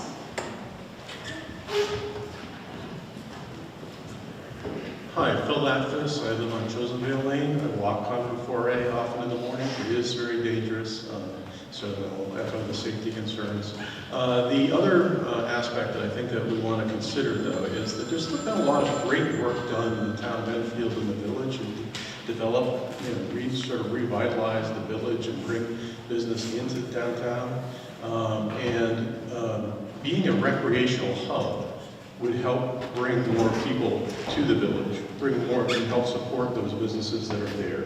And I think right now it's kind of economically marginal for some of them, and they do struggle. And we've seen businesses close because of that. And I think that by supporting this project, it brings more people who want to recreate, who want to go down, and then tie into some of the trails that are in the Enfield wildlife area, as well as utilize the rail trail. And I think it would be a good investment for the community. Thank you. Jean Patton, I never thought, maybe we could build a path on Livingston Lodge Road too. Anyways, I'd like to move the question. Okay. Jason Carter, kind of question. So I get the impression, because I've seen a lot of grants and whatnot being awarded to the town for various projects. I get the impression that if we tried to tackle the safety aspect independently, that we would most likely be able to locate grants or whatnot to help reduce that. Maybe not right now, but in the future. I could be mistaken.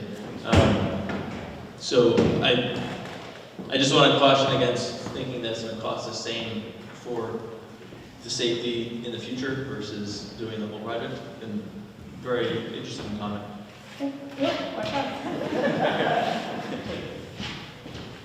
Greg Sanborn, George Hill Road, thank you. So I take note of the safety problems and aspects, and there is no question that they are valid. And they are better dealt with individually or as safety aspects using existing funding mechanisms than by throwing them in with this, where you have a huge expenditure of town money, even if we only put in 20%. And you also, because it is federal money, you have the strings attached that make it far more elaborate and expensive than it needs to be in order to accomplish the safety improvements and have a durable trail on top of that fill where the sewer line runs 4 feet down below the frost line. In other words, there are technical fixes here that have not been considered and can be durable, are proven to be durable in other places, and are far cheaper to actually purchase and then to maintain than would be the case with a 5-foot wide ADA trail, which is what you have to have in order to qualify for federal funding. So if we keep this particular article on the warrant so it can be voted on, we can see what the result is, and if it is voted down, then there are quite a few things that the town can do using other sources of funding to accomplish what really are valid objectives like safety. Thank you. Thank you. All right, seeing nobody else at the microphones and the question's been called, this article will now go to the warrant as worded, and we're moving on to Article 5. Make a motion to restrict reconsideration on Articles 3 and 4. Okay, is there a second? Second. Okay. All in favor of any discussion about restricting consideration on Articles 3 and 4? All in favor, raise your cards. Okay. All opposed? All right. Articles 3 and 4 are on the warrant, and we will not revisit them. Thank you. Article 5.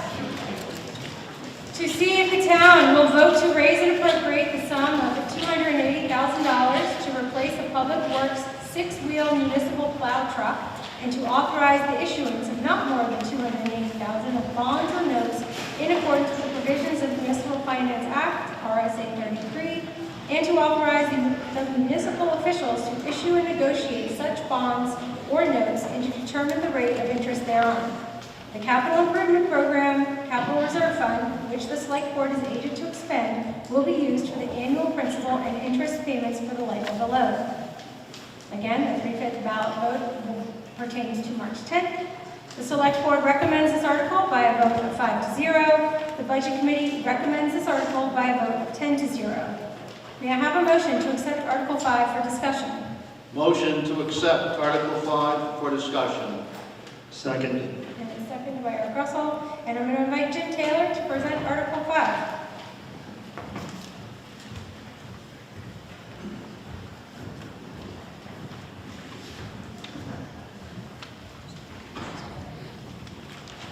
Good morning again. This is a truck that we've had since 2012. I think it was actually put in service in 2011.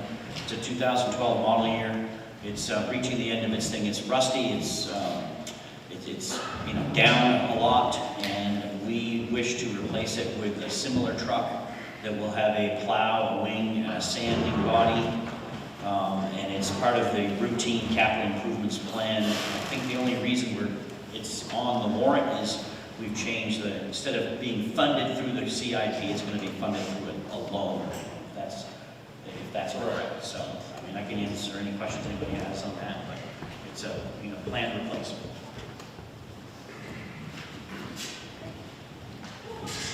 Don McGee, Shaker Board. I'm just trying to understand why, with what is a 3 or 4 year lead time, we can't use the CIP and fund it over a short period of time instead of having to take a note at 4%. Jim, that's not a good question. I can also speak to this as chairman of the CIP this year. We looked at the total funds available to us this year and for the next 5 years after this.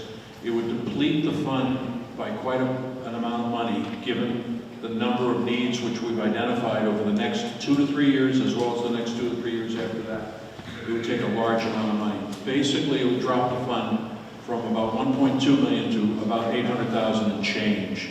And that's really too low for what we feel is the part of the program that we want to have.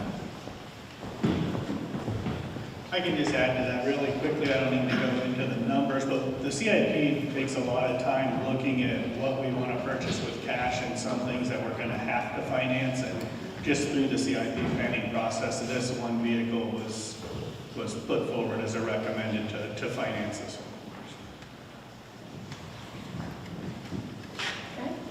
Tom Claus, Holly Drive. I'm in favor of this article. First of all, I want to commend the Public Works Department. I think you do a fabulous job maintaining the streets in the town.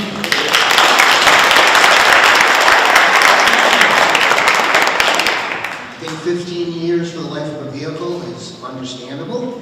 The only question I have is what's going to be done with the old vehicles? Is it going to be traded in, or is it going to be sold maybe to a business that can only use it for plowing their parking lot, for instance? So lately with long lead times, we have the people who bid on the truck and want to supply a truck. If the lead time is over a year, they typically are not interested in quoting a trade because they don't know what they're going to get, because we're going to still use that. We need that truck. And so what we have been doing lately is we go through there's a municipal auction site, and we've done really well. It's nationwide, and we had a gentleman that flew in from Virginia to drive a truck home, and so it opens up a lot of buyers. I think this might have some interest of folks like in Virginia and stuff where they don't plow very often, so they don't mind a kind of a tired plow truck. But for us, we don't want to be fixing trucks during snowstorms. We want to be plowing. So that's money that we'll get back, and it's not... That's correct. That will be exactly. Perfect. Thank you. It's Dave Travis, Shaky Hill Road. Yeah, I'm in favor of this. The reason why we're financing more at this point also is because the interest rates have gone down. Okay, we were paying a lot more cash. We were doing more with cash before because the interest rates were high. If we can keep, I'm thinking even lower than 4.67 probably might come in, because this truck's not going to come in for another year. So this is the reason why not only are we trying to keep the fund up, we're also trying to use cash as best we can, because there can be times where you need cash for emergencies. And if you need cash for your emergencies, you can get the cash from the CIP. In this case, you're funding, you're doing the bond issue because the interest rates are low, and it gives you that padding in the CIP for other purchases. Just have a question. Will it also be able to do the grinding as well? Yes. We are, the new trucks that we buy will be set up with that technology, as well as the one that it helps us calibrate how much salt to put, in a length of road. So it's tied into the kind of the transmission system. So it's not just a guesstimate. It's actually, adds more and less based on how fast something's going. So yes.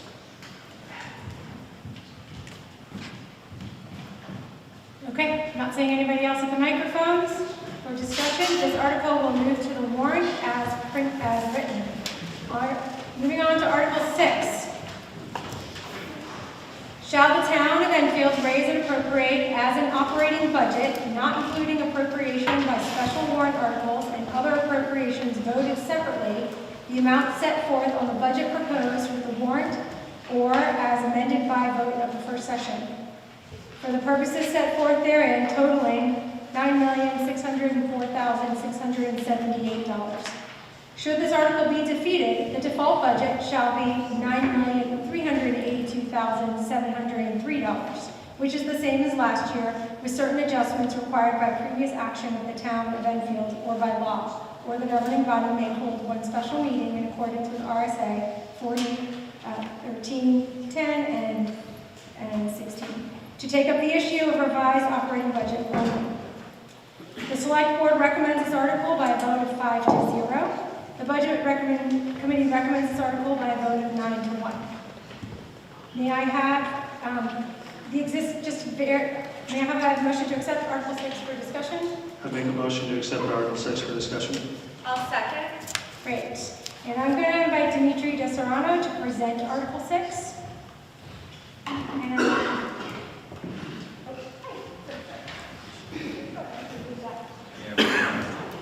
Everybody complains I speak too quietly, so.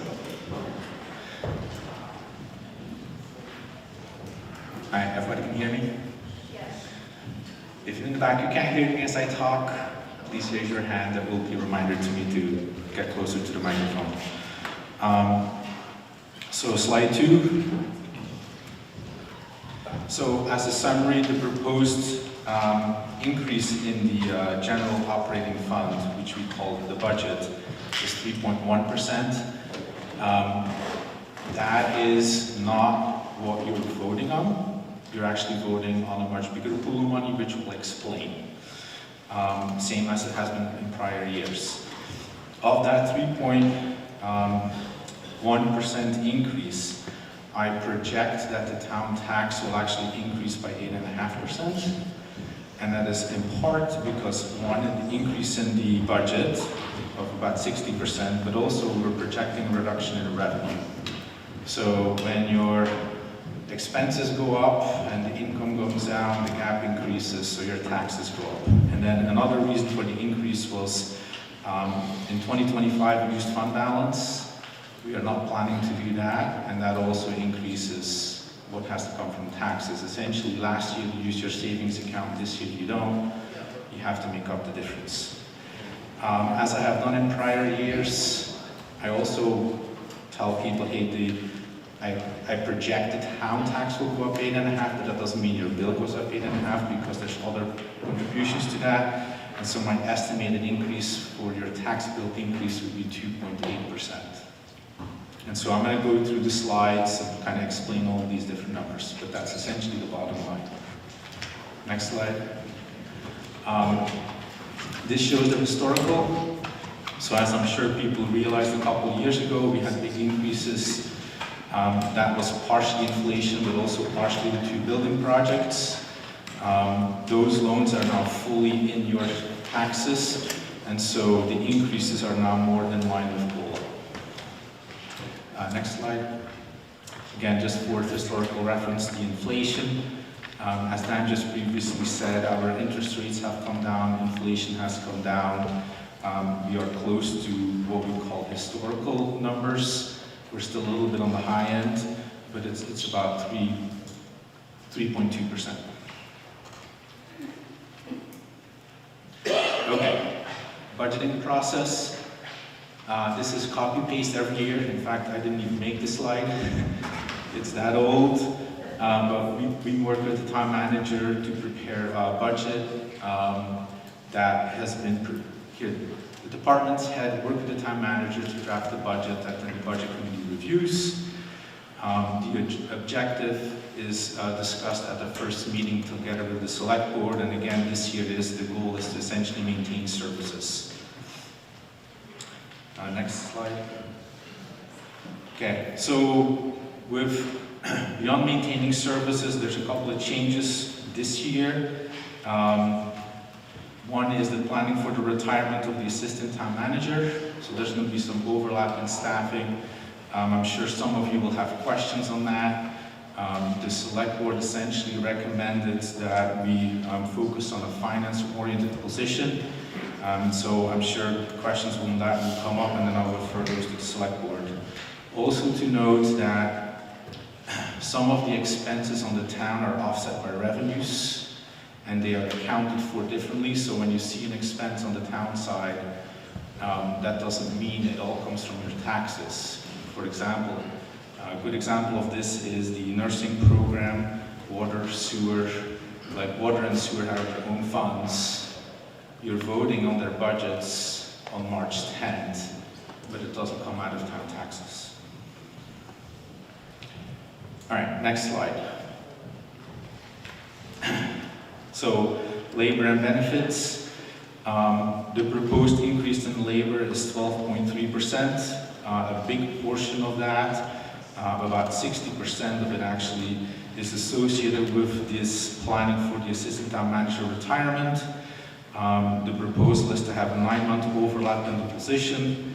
Because we want to focus on a more finance-oriented position, the select board recommended that we also include a relocation cost for this position, as well as some temporary support and an internal audit associated with understanding our financial processes better. When you consider the fact that of the, and I forgot to write down the number, but of the $300,000 increase, about $200,000 is related to this overlap and these change in role essentially for this position to be more finance oriented. Then on the benefit side, we're actually seeing a decrease of 1.8%, and that's mainly due to the fact that the staff are making different elections for their health care coverage. Next slide. Operating costs are going down by 2.3%. It's actually, if you look at all the movements and numbers, there's only three ones that stand out. One, there were one-time expenses with Whitney Hall that are no longer present, so that was a decrease of 152. But then it has been offset by an increase in insurance cost of 30,000. Those insurance costs are not employee-related insurance costs. They are like town, I don't know if the right word is liability, right? But the town liability insurance. So those kinds of insurance. So it has nothing to do with the employees, it's the town liability insurance. And then Lebanon landfill costs. And so Lebanon landfill, and I believe it's part of the negotiated contract. No? Okay. So Lebanon's landfill dumping costs have increased. And so we're expecting an increase in the landfill cost to Lebanon. I believe it's still cheap. I don't think we have a better alternative for that. Next slide. Debt service is pretty much unchanged. The two biggest contributors are the loans for the two buildings. The next slide. All right, so a couple of cost reduction efforts. So the town actually saved, I call it saved $146,000 in interest.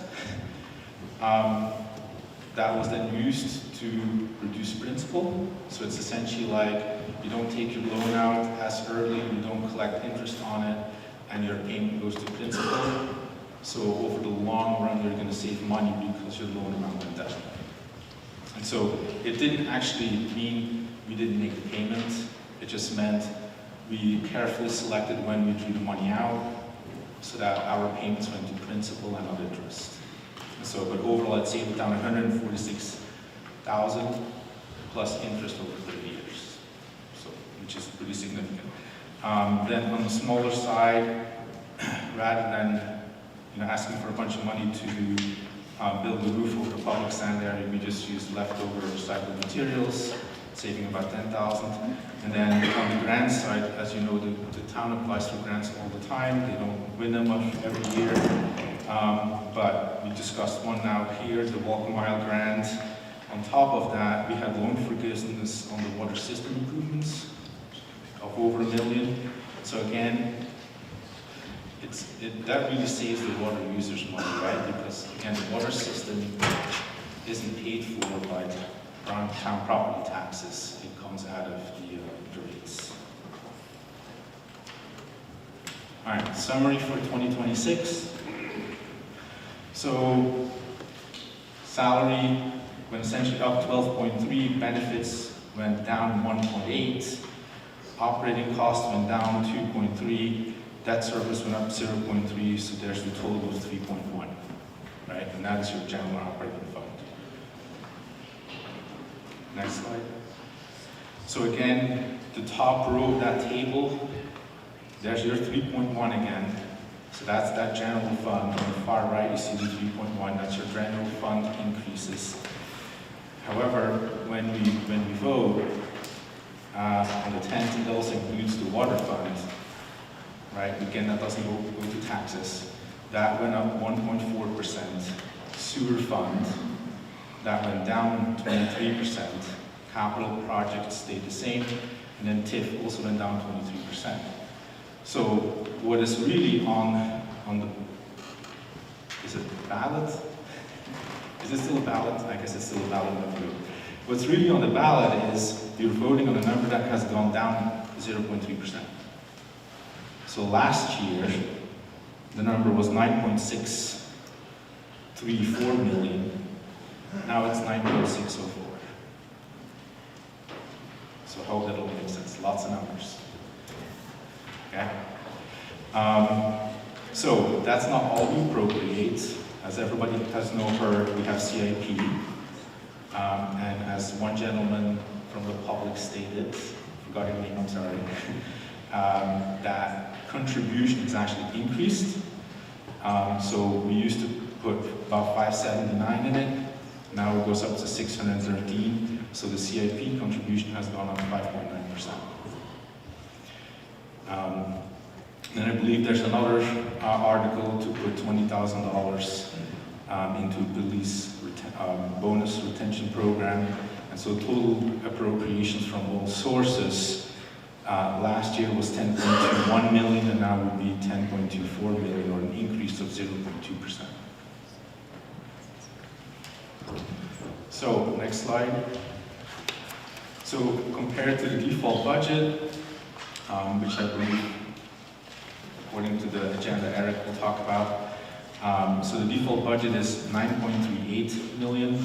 The proposed budget is 9.60 million. That's a difference of $220,000 or 2.4%. Okay. So surplus unaudited. Last year's surplus is estimated at about $240,000. $280,000 is personnel. So you'll see that the personnel surplus is actually bigger than the total surplus, which means that we actually overran our operating cost about $19,000. So of that surplus, currently estimated of 240, we have an estimated unreconciled expenses at the time we made this estimate of 23,000. So the estimated, actually that was already included in the 238, my apologies. But if you add the 280, subtract the 18, subtract the 23, you get 240. So why is the 240 important? Next slide. So I'm sure everybody remembers this chart. I'm sure everybody remembers the blue line going in the red when everything was bad. We can't have an undesignated fund that's negative. So it has a rebuild. We're meeting town policy minimums because the blue line is above the dash line and the green dash line on the bottom.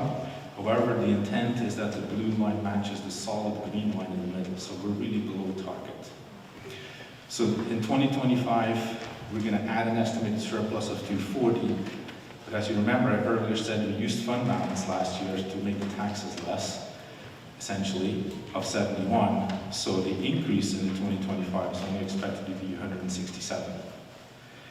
And then, as I believe there's an article on we're going to discuss later, there's an article to take $361,000 out to cover the fraud.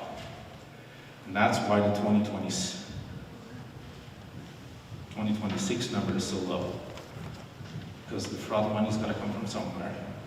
We're going to propose to take it out of the fund balance, which means our fund balance is going to dip below the policy minimums, which is why we didn't recommend using any other fund balance for 2026. All right, next slide. So, as I said earlier, we have costs, we also have revenues. So estimated revenues, not including property taxes and transfer between funds, we're actually expecting it to decrease 142. Two reasons. One, the select board voted no longer to collect franchise fees. That was bringing in about $50,000. And so if you don't collect franchise fees, you don't have revenue. That's a reduction in revenue. And then the other thing is, there had been something planned in revenue for several years that hasn't happened, which is the sale of, I believe that was Shed Street specifically, because it's having environmental issues. We decided it's better not to plan for the sale of a property until it's actually sold, because things can always take longer than you expect. And so that was removed as well. So if you keep revenue the same, if you assume my revenue is not going to change, right, which is really a decent estimate, these two things alone reduce our revenue by 142 because we know they're not there. Which means now that 142 is going to come from somewhere, which is your taxes. So that's why I said your taxes will increase more than the budget because we're showing a reduction in revenue. So, as summarized here again, so if you take all the intra-fund transfers out, because water fund is self-funded, sewer fund is self-funded, it's not paid for by tax money. And if you then take all the expenses, you subtract the revenue, you get to this 8.4% increase in the projected property tax for the town. So if you now go to your tax bill, stood up here doing the hand wave several times. But if I assume county and state are going to follow COLA, if I assume the school will change its budget by what we discussed last week, and if I take into account the small growth we see in the town property valuation year over year, just all historicals, you essentially get that your tax bill goes up 2.8%. Now, grain of salt. If I look at last year, county went up more, school went up more, town ended up going down less, and state education went up less, and everything kind of canceled out. So this is back to the same thing. It's like, do I expect the tax bill to go up 8% because the town taxes went up 8%? No, because I don't expect everything else to go that much. Historically, we've not gone up as much as we project.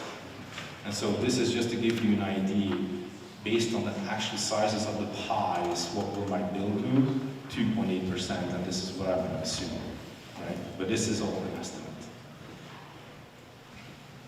I'm sure, as was mentioned here today, too, valuations, they have called rates to go down. So this is another reason why we tell people, please don't look at rates, because you're comparing one town's rate to another town's rate. It all depends on valuations. So I would recommend people just look at the percentage change in your bill, right? Okay, so to recap, I expect your bill will go up 2.8%. Of that 2.8%, I think the town portion is going to go up 8.5%. I expect other portions of the bill not to go up as much. Of that 8.5%, about 60% of that is increases in the budget, 30% is reduction in revenue, and the rest of that is the fact we don't use fund balance. I don't think we should use fund balance for a few years, especially with us taking the fraud money out of that. Any questions?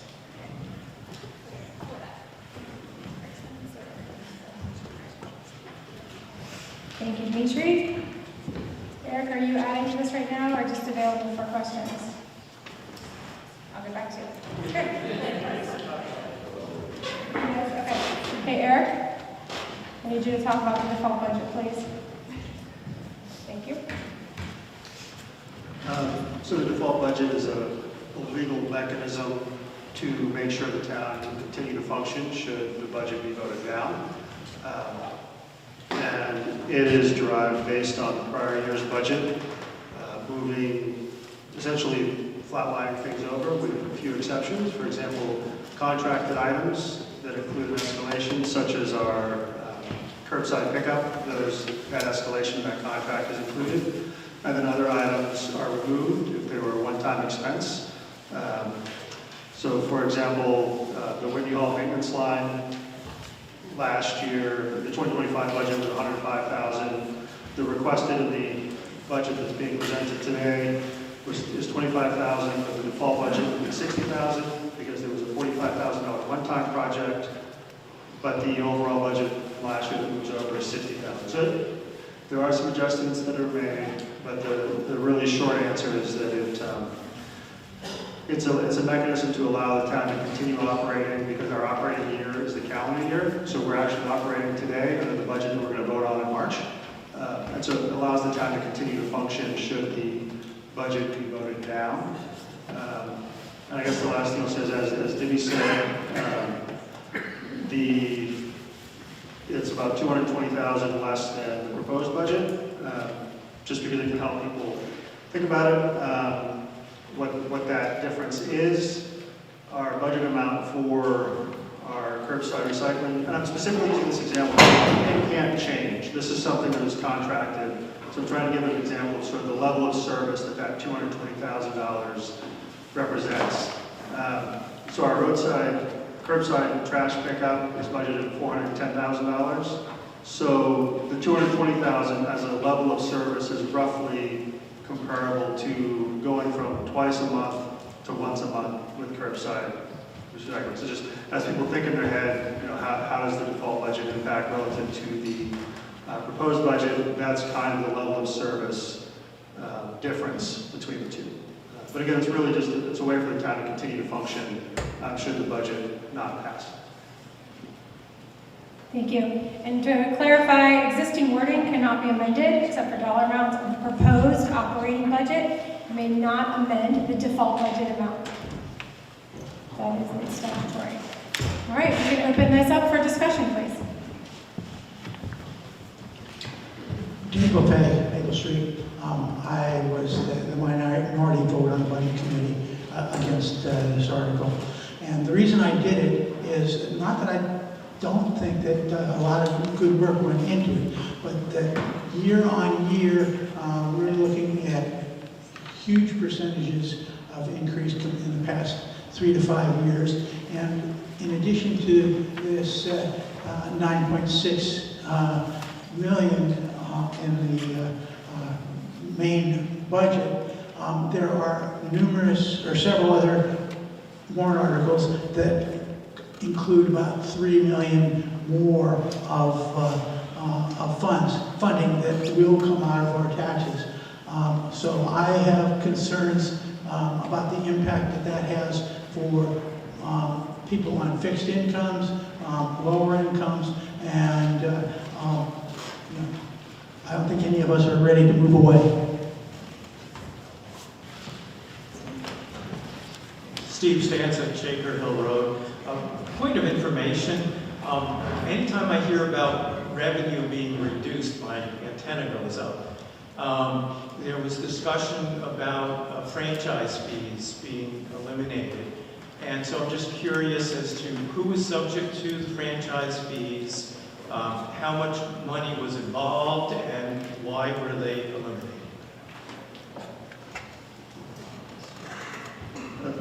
So these were franchise fees on cable subscribers, and at some point in 2025, the select board voted 3-2 to not charge franchise fees going forward. I believe the overall budget was just to be fair to all people in town who are subscribing, because there are not, it only applies to cable. It does not apply to like your internet connection or other uses of those lines. But it was a 3-2 vote by the select board, and it was in the $40,000 to $50,000 a year of revenue for the town.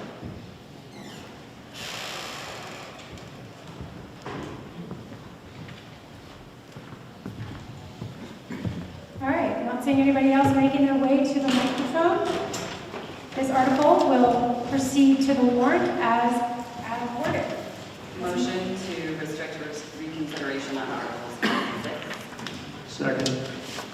All right, all in favor of or discussion on restricting the consideration for Articles 5 and 6? All in favor? All opposed? Great. Articles 5 and 6 are locked in. Article 7. Make a motion to accept Article 7. Wait, let me read it first.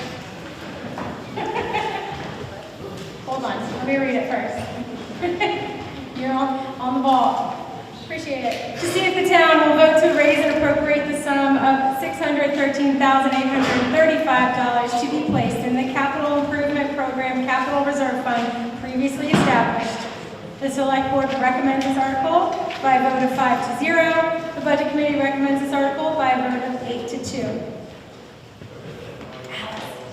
Now I will make a motion to accept Article 7 for discussion. Go. Second.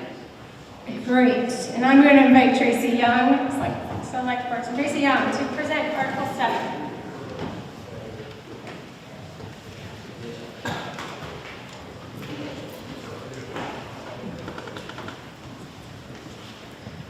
I served as the chair of the CIP program this year, and the only reason I'm up here is because Dan wouldn't be. So what I'll do is go through a few items that the CIP looked at. We looked at a host of items that were requested from each of the different departments.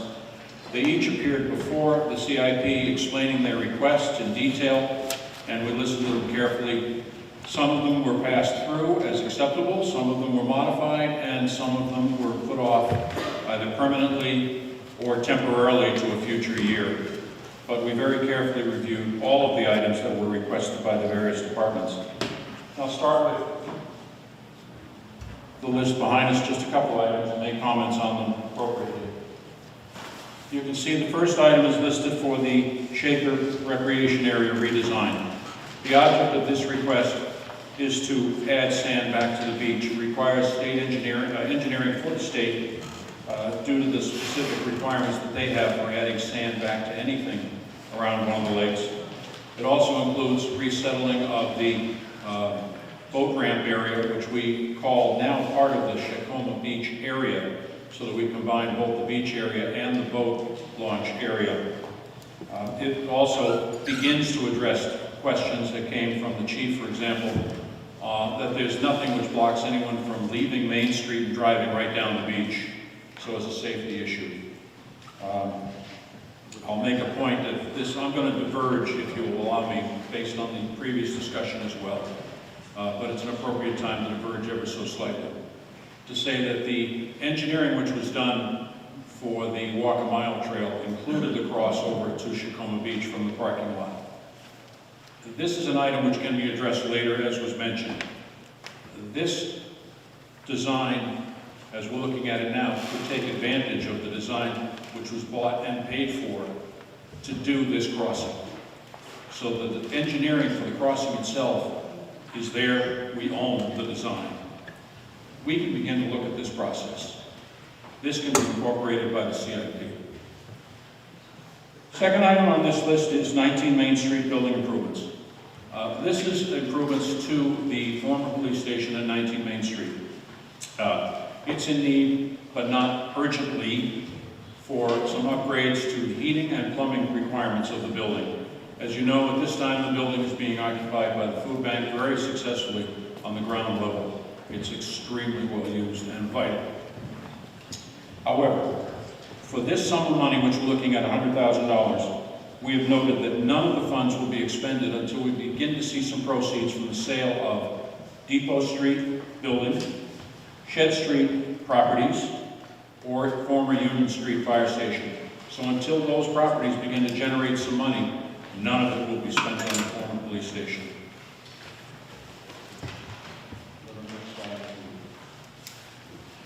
Public Works items, which I'll go through, I hope, fairly briefly, not bore you too bad. The first item is the salt shed apron paving. This has come up also because we learned of some pollution which was a result at the former Shed Street property.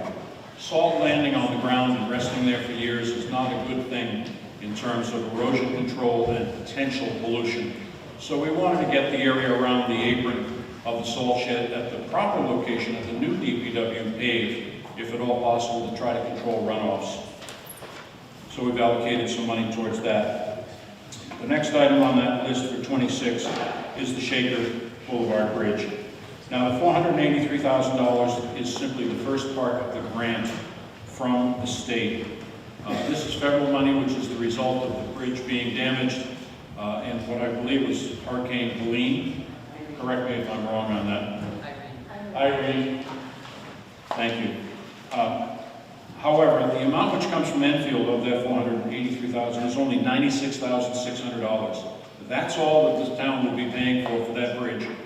In 2 years, when they start the process, or in 27 rather, we'll also have to pay an additional $3,200 for part of the bidding process. It's an engineering share. That's the cost of a multi-million-dollar bridge.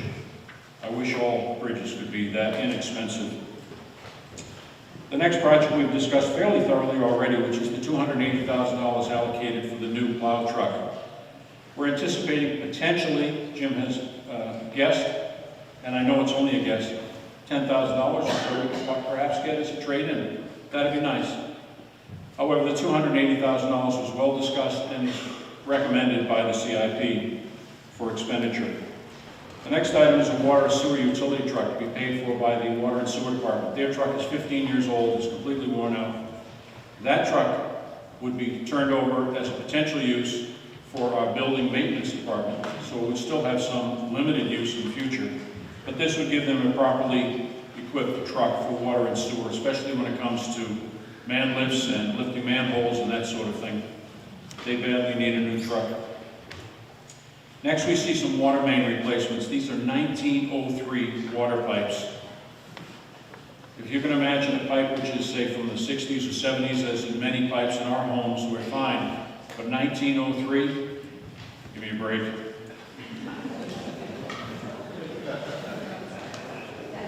Next, we're looking at some potato road culverts.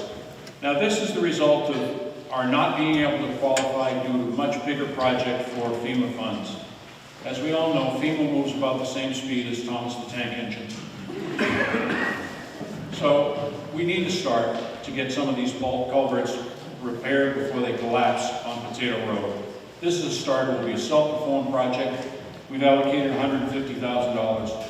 We have a well-experienced DPW crew. They will do this work without breaking much of a sweat. Last thing on the DPW list is a walk-behind mower. This is about a 12 to 15-year-old mower, which needs to be badly replaced.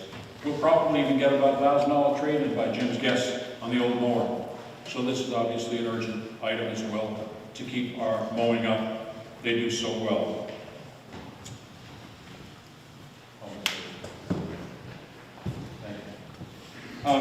The first item on the ambulance defibrillator replacement. Now, this is not a normal defibrillator that hangs on the wall.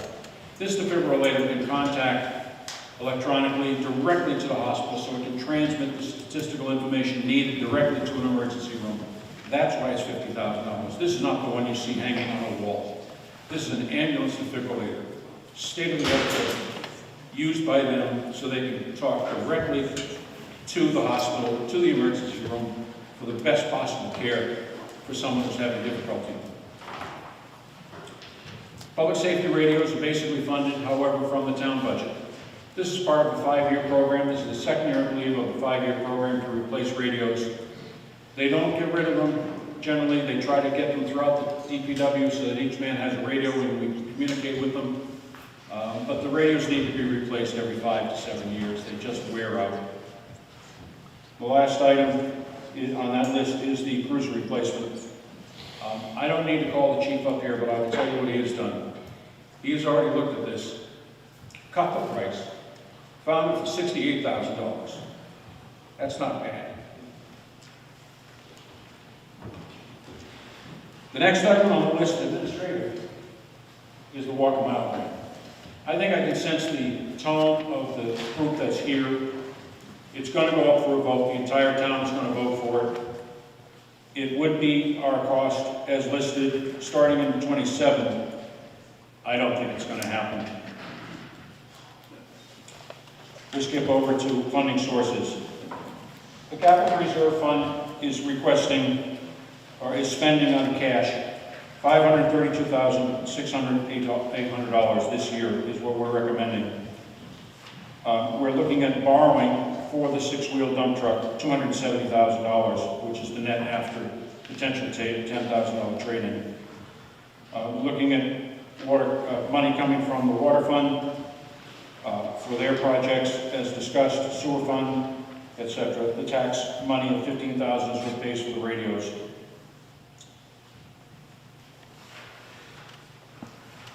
Okay. So the expense fund, as we see in 26, we're projecting spending $532,600 in cash. We also have to pay the existing financed items, which are previous to several years, of $167,198. And that going down each year will actually retire one of the least programs in 2026. The debt service is explained on the next slide of $167,198. Now we'll skip over to the estimated year-end fund balances. So we see the 24, 25, and 26 appropriations. We see the appropriations from each of those years, and we just skipped through to 26. We see that what we're expecting to spend is $699,798. We're asking for an appropriation of $613,835, very close. But as you can see by the multiple years, what we're trying to do is reduce it closer to $1 million each year, which is the amount that we feel we need to have for emergencies. So if there are any capital emergencies in this town, bridge collapse, fire to a municipal building or something along those lines, we need to have a source of funds. The CIP is the only fund which can be spent by the approval of the select board without requiring a special meeting of the entire town. Not for operational expenses, for capital expenses. So at the end of the year, we look at $1,111,536 as the potential left over in the budget. I remember from last year there was a very legitimate question asked, where is that money sitting? Well, it is sitting very conservatively invested by the trustees. The most that they can do with it are money market funds. They have some rules, but it needs to be conservative. It needs to be extremely conservatively invested, needless to say.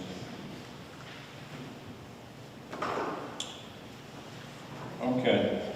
Now, the funding for the CIP, when we calculated what had been taking out for several years, other than closing out of other funds, we've been taking out $26,200 per year, which compared to the grand list, what I call the list of all the taxable properties, had gone down to about 2.5 to 2.6 cents, not the nickel as was discussed in the original plan. We can't bring it back to the original nickel, that's too big a jump. So what we're proposing is that we bring it back over 3 years until the next appraisal in 3 years, and then we look at it again. So this year we're trying to bring it up to about 3.5 cents through the appropriation request. And I don't have any questions.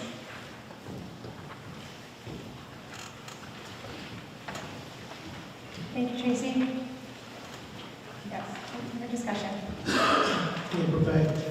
Tracy, we had a discussion last week, I believe, about where the money had been spent in recent years by CIP. Do you have a summary sheet for that, summary slide for that? The CIP has been, this is the 15th year of the CIP, and the object of the exercise is to consolidate the purchases under one general warrant article. It is a warrant article every year. It's never automatically allocated through the budget process. It's voted on every single year. And the object is so that we don't vote on each individual item.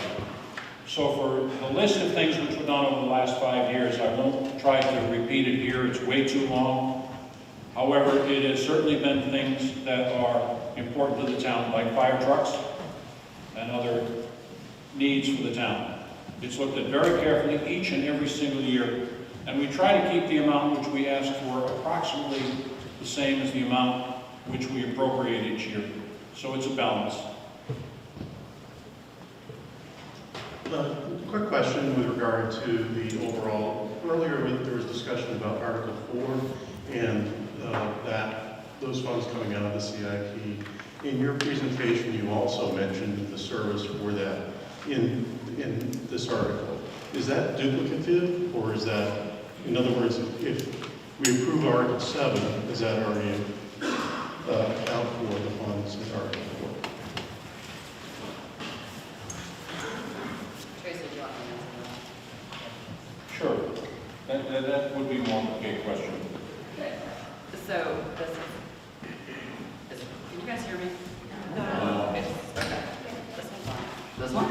Yeah. There we go. So this is one of those fun things in accounting where things flow through different spots in the budget. So the answer is no.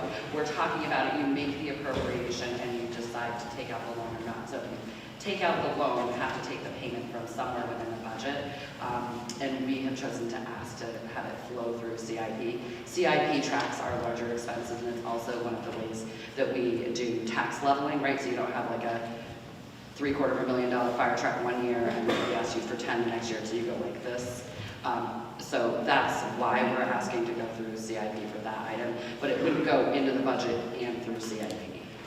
Thank you. We skipped through the slide, but it was, and I don't, sorry, you don't need to bring it up. But it was $49,000 allocated starting in 2027 if the rail trail goes through. It's similar to the municipal town truck because of the lead times involved, which is anywhere from 12 to 16 or 18 months. That's $47,000, but for a very short number of period of years to pay for that truck. That also comes out of the CIP, but starting in 27. Thomas Lockett, Lockhaven Road. I was helped with my earlier question that I asked on a different warrant article about the CIP and the 5 cents versus the 59 cents per thousand valuation. Just wondering what the 59 cents valuation is year-to-year increase from the prior year to bring it to that 59 cents per thousand, and is that falls in line with the 3.5 cents that you were indicating increase? Thank you. Yes, this year we had been historically taking $26,200, but it fell way behind the original intent of trying to be 5 cents per thousand on the tax rolls. So we tried to raise it to 3.5 cents, which is approximately $33,000 this year as opposed to what it was in previous years, trying to get back to the 5 cents. But that would take it back up to, on the current tax rates, closer to $51,000, but we don't want to do that in 1 year. We want to take that over a period of years, and we won't reach that until the next town-wide assessment.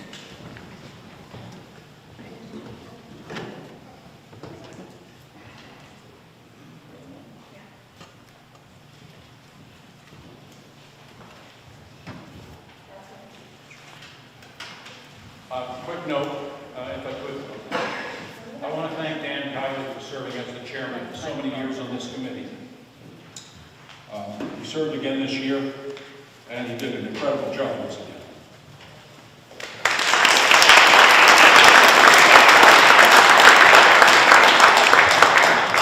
Okay, seeing no further people approaching the microphone, this article will now move to the warrant as written, and we move on to Article 8. To see if the town will vote to raise and appropriate the sum of $20,000 to be added to the police recruitment and retention bonus trust funds previously established. The select board recommends this article by a vote of 5-0. The budget committee recommends this article by a vote of 9-1. May I have a motion to accept Article 8 for discussion? I make a motion to accept Article 8 for discussion. And a second? I second. Great, I'm going to invite Chief, not resident, Roy Holland, to present for Article 8. Hello, everybody. So about 3 years ago, we established this fund through a warrant article and town meeting back then to help as part of our recruiting and retention program. It costs about $75,000 to $100,000 to replace when we have to replace an officer.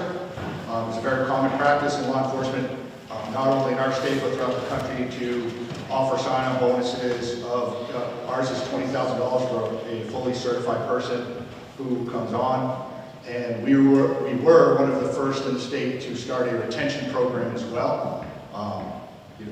Officers can every 3 years when they're done their contract, they get offered anywhere from $10,000, $20,000, $30,000 to join a new PD, so we did a $10,000 retention bonus. It has worked well for us.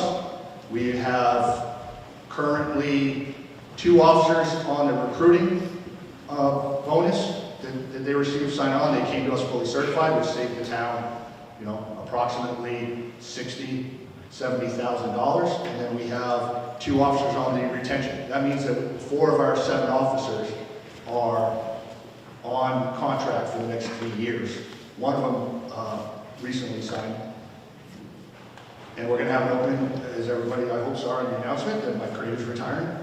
Thank you, Mike, for his service to our community. And so we're going to be recruiting another officer. We're hoping to get a certified officer, but if not, this program has really helped us be full. I'm happy to say I've been on the department for 24 years, and this is the first year since back when Chief Geezy was here that our department is entirely full. And what I mean by entirely full is, as of today, we have 7 full-time officers and all our part-time slots are even full. So I think it goes to speak to, one, the community support that we have, but we've become a department that people want to come and work within our community. I think this is an important thing to keep going on. I haven't asked for money the last year or 2 years because I was able to squeeze it out of my budget. I did exactly what the select board and the budget committee asked us to do, and that is I squeezed every penny out of our budget that I thought I could this year. So I'm not faithful that I will have that kind of money in my budget to kind of squeeze out this year. And so I thought it was important to come to put it as a warrant article to put the money back into this fund this year. Okay. I'm happy to take any questions if anybody has them.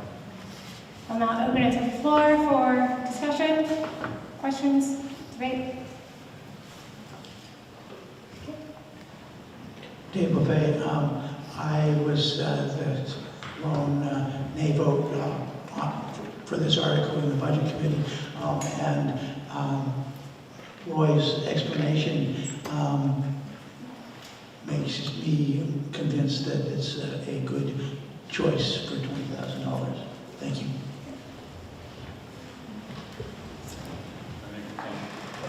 Yes.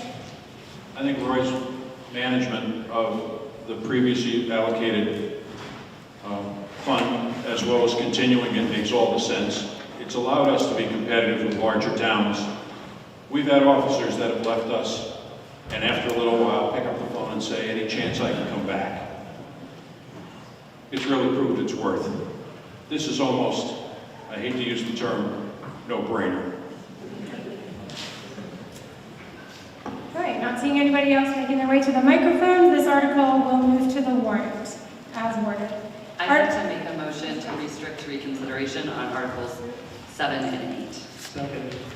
And seconded. Any discussion about restricting reconsideration for Articles 7 and 8? All in favor of restricting reconsideration for Articles 7 and 8? Great. All opposed? The ayes have it. Articles 7 and 8 are adopted. Article 9. To see if the town will vote to raise and appropriate the sum of $361,427 for the purpose of making a payment to the public safety building loan to offset the cost associated with the loss from fraud, and with said funds to come from unassigned fund balance. This is a special warrant article for RSA 32:3(6)D and RSA 32:7(5). The Select Board recommends this article by a vote of 5-0. The Budget Committee recommends this article by a vote of 8-2. May I have a motion to accept Article 9 for discussion? I move that we accept this Article 9 for discussion. I will second that motion. Great. And Mayor, I'm going to invite Eric Russell to present Article 9.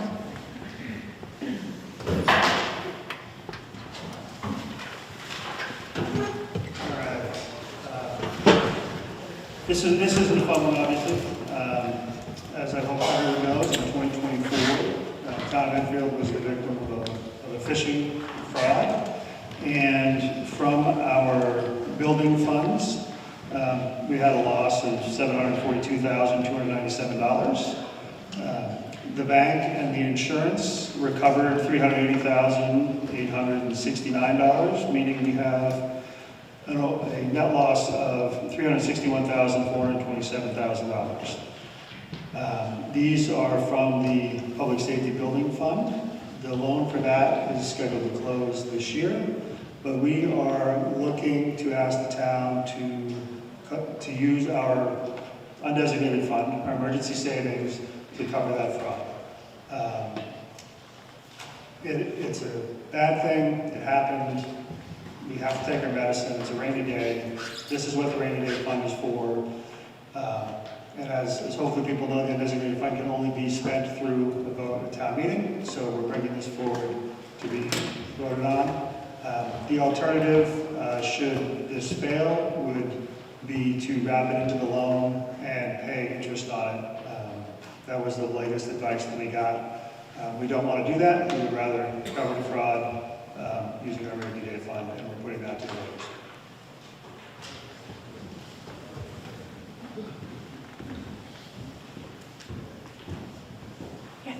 Jean Patton. So I have mixed emotions. I was one of the ones that voted no because I feel like, and this may be a stupid way to look at it, but I feel like I don't want that coming out of our rainy day funds. And if we weren't paying attention to business and doing really what we were supposed to be doing, then I say take it out of the loan and we'll have to pay our dues. But what I'm wondering is, if we were to roll that into the loan, how much longer is it going to extend that loan?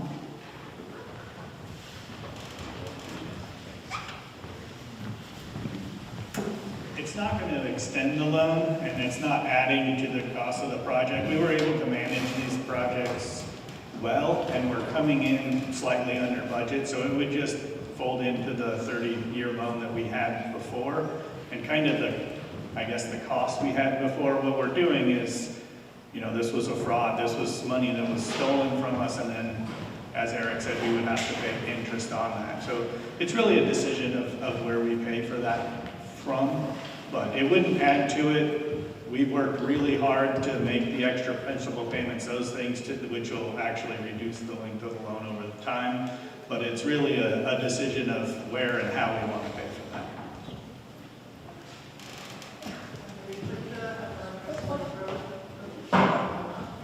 Right? Yep, don't touch anything. He's got it. Go ahead, Lauren. Oh, thanks. Betty Plitt, Crystal Lake Road. I was wondering if there was a slightly creative way to fund this money, in that there's a beautiful conference room, I think, at the Public Safety Building. I didn't know if there was something that we could do to actually help the community learn about fraud and have people willing to pay, I don't know, 20 bucks a head for going to hear somebody talk about how we can protect ourselves and our town, and then come up with the money. I think people really need to help out in a way that would make them feel happy about paying for this in a way that's connected to it. Dan Kylie, Shaker Hill Road. Although I don't like it, I'm going to have to be in favor of it, because if that rolls into the loan, we're going to be paying interest for the next 30 years, which means the $361,000 is going to be over $700,000 in payments. So I think we got to, like, Eric said, you got to do it, you got to do it now, because the interest is going to happen every day. So if you put it on for another year, you're going to pay another year's interest on it. So we have to approve it, I believe. Thank you.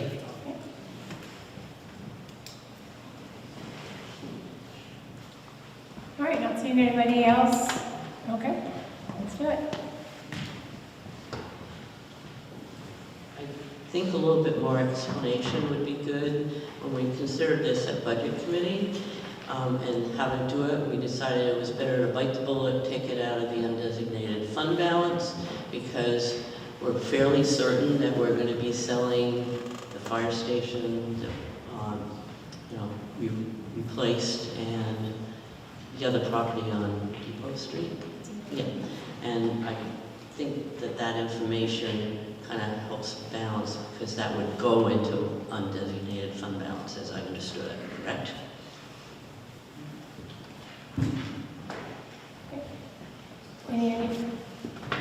other comments or questions?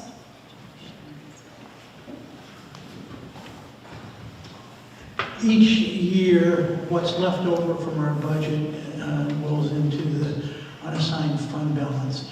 And this year, we don't have any left over.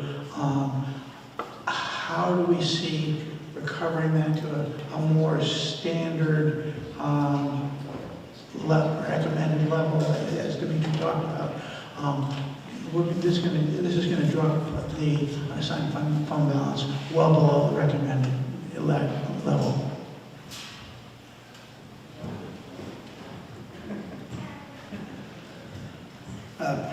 Yeah, so we're going to, part of why, if we just look back at the previous article, which I recommend as well, for the police bonus program, in the past times when that's come back, that has been taken from undesignated fund balance. This year, we're asking to raise it in taxes, specifically because our undesignated fund balance is likely to go below the town policy of 8% of our total expenses. And we will have to build that back up as we go forward in the future.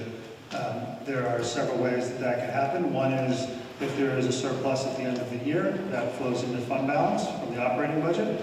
The other one, which was mentioned, is when those properties finally do sell, the proceeds from those sales fall into fund balance. We don't know when those items are complicated properties, but that money will go back in. But yes, over the next several years, we're going to have to rebuild our fund balance. But again, this is why we have a rainy day fund, and personally, I think we have to do it, as Dan said, and we're going to have to rebuild that fund balance over the next few years. Jason Carter, so just to clarify, to be 100% clear, so if we vote yes or no on this, it's all about accounting and interest and payments. There's nothing like physical that's going to change about the bill or anything like that, right? Correct. This is how do we pay for the money that was stolen from us? Do we pay for it from fund balance, or do we pay for it through payments in the loan?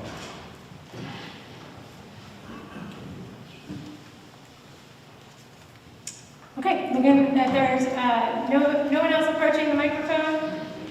We'll conclude discussion on Article 9. The article will go to the ballot as written. Article 10.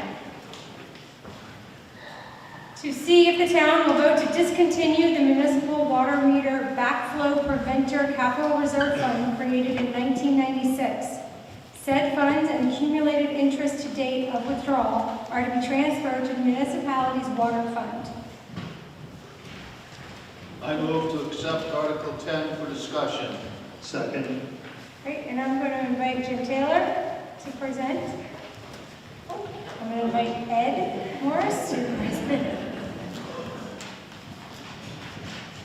So I'll go ahead and speak to this one. I think this was a really important fund in the past and something that the town did to start the water meter replacement program. I think it's worked well. At this point in time, it's a fund in the water department that we do not need. We just completed a really big water meter replacement, and with the fees coming in and the capital programs and things we've put in place since then in the water department, the ongoing regular replacement of these meters is something that's just part of our normal expenses now, so we don't think we need an extra fund to move this into and move them back out of to do that we can just keep this moving and again, keep the meter fees in place that replace the meters on an annual basis. So that's what we're wanting to do, and we're asking the voters if we can discontinue this fund at this time.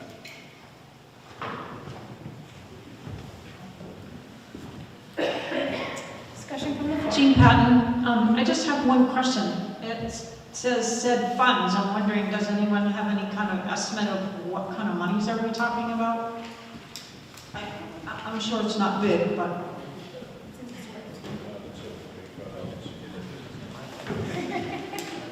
It's in the script below this.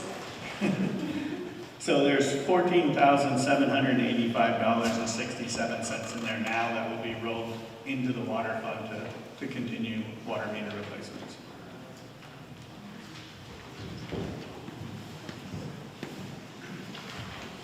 Any other comments or discussion? Questions? Okay, not seeing anybody making a motion towards the microphones. This article, Oh, sorry. this article will not be placed on the warrant as worded. Do we have a motion? Yeah, that was, sorry.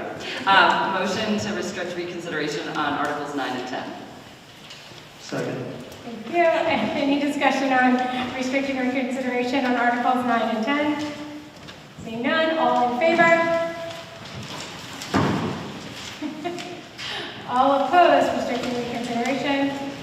Passes. Articles 9 and 10 are now done and on the warrant. Article 11. Shall the town rescind the authority to borrow $40,000 approved at the 2020 town meeting for sidewalk improvements and $129,584 at the 2021 town meeting for public work building improvements? The select board recommends this article by a vote of 5 to 0. The budget committee recommends this article by a vote of 10 to 0. And may I have a motion to accept Article 11 for discussion?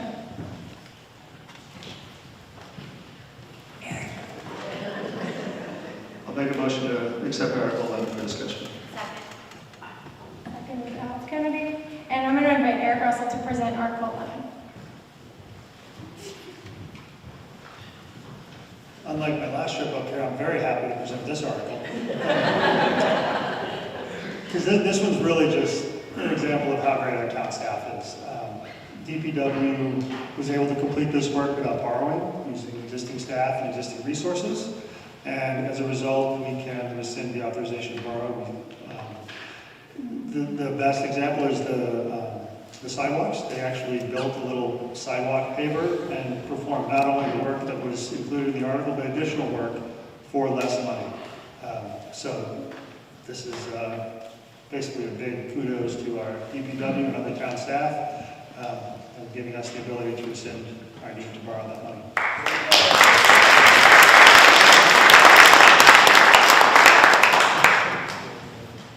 Open it to the floor for discussion.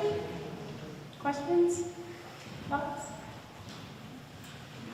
Okay, seeing nobody making no one moving towards the microphone, Article 11 will proceed to the ballot as written. Article 12. To see if the town will vote to authorize the selectmen, select people, to accept gifts of personal property other than cash to the municipality for any public purposes. This authorization, in accordance with RSA 31:95-E, shall remain in effect until rescinded by a vote of the town meeting. May I have a motion to accept Article 12 for discussion? I'll make a motion to accept Article 12 for discussion. In a second? Second. Now I'm going to invite Tracy Young to present Article 12.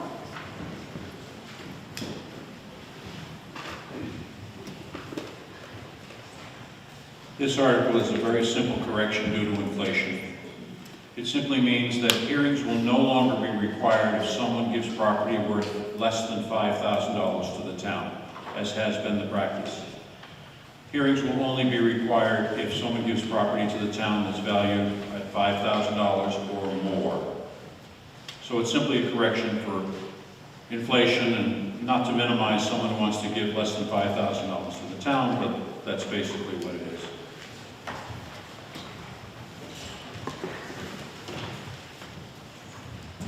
Open to the floor for questions, discussion, comments.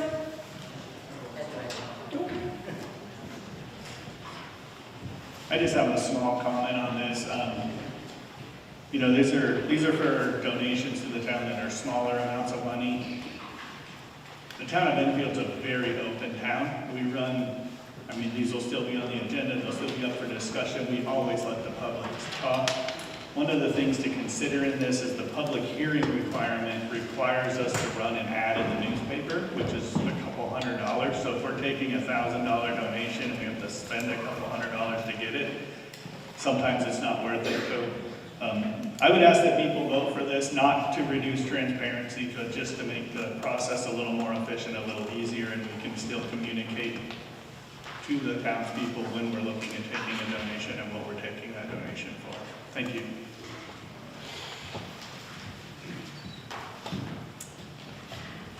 All right. Anyone else? Seeing nobody moving towards a microphone, Article 12 will be sent to the ballot as worded. Can I make a motion to restrict reconsideration on Article 11 and 12? Yes. Second. Seconded. Any discussion on restricting reconsideration on Articles 11 and 12? All in favor of restricting reconsideration on Articles 11 and 12? Great. All opposed? Excellent. The Articles 11 and 12 are restricted for reconsideration and are now on the warrant as worded. I have a couple of community announcements really quickly, and then we're going to have discussion on Article 2. A couple of community announcements. Again, a reminder that there will be a public forum for candidates, a candidates night on March 3rd, 7 p.m. at the community building. Yes. Community building will also be available via Zoom. Any candidates that are on the ballot, please get in touch with Dave Buffet, who are able to attend that. And I recommend folks participating. Also, dog registrations are due. Yeah. Don't harbor fugitive. They need to be registered with the town annually. The town clerk's office is actively registering dogs for 2026 now. Okay? Don't make Wendy hunt you down. Also, I see a note here, praise for all Enfield residents and employees who care about this town, who help their neighbors, and bring good humor to the changes of the community. Thank you. I don't know who did that. Okay. Now we are going to have a discussion on Article 2, as we voted earlier. So we don't need to make a motion for that. Can we go back to Article 2? Great. And I'm going to invite the planning board to present and answer about Article 2 prior to opening it up for a discussion on the floor.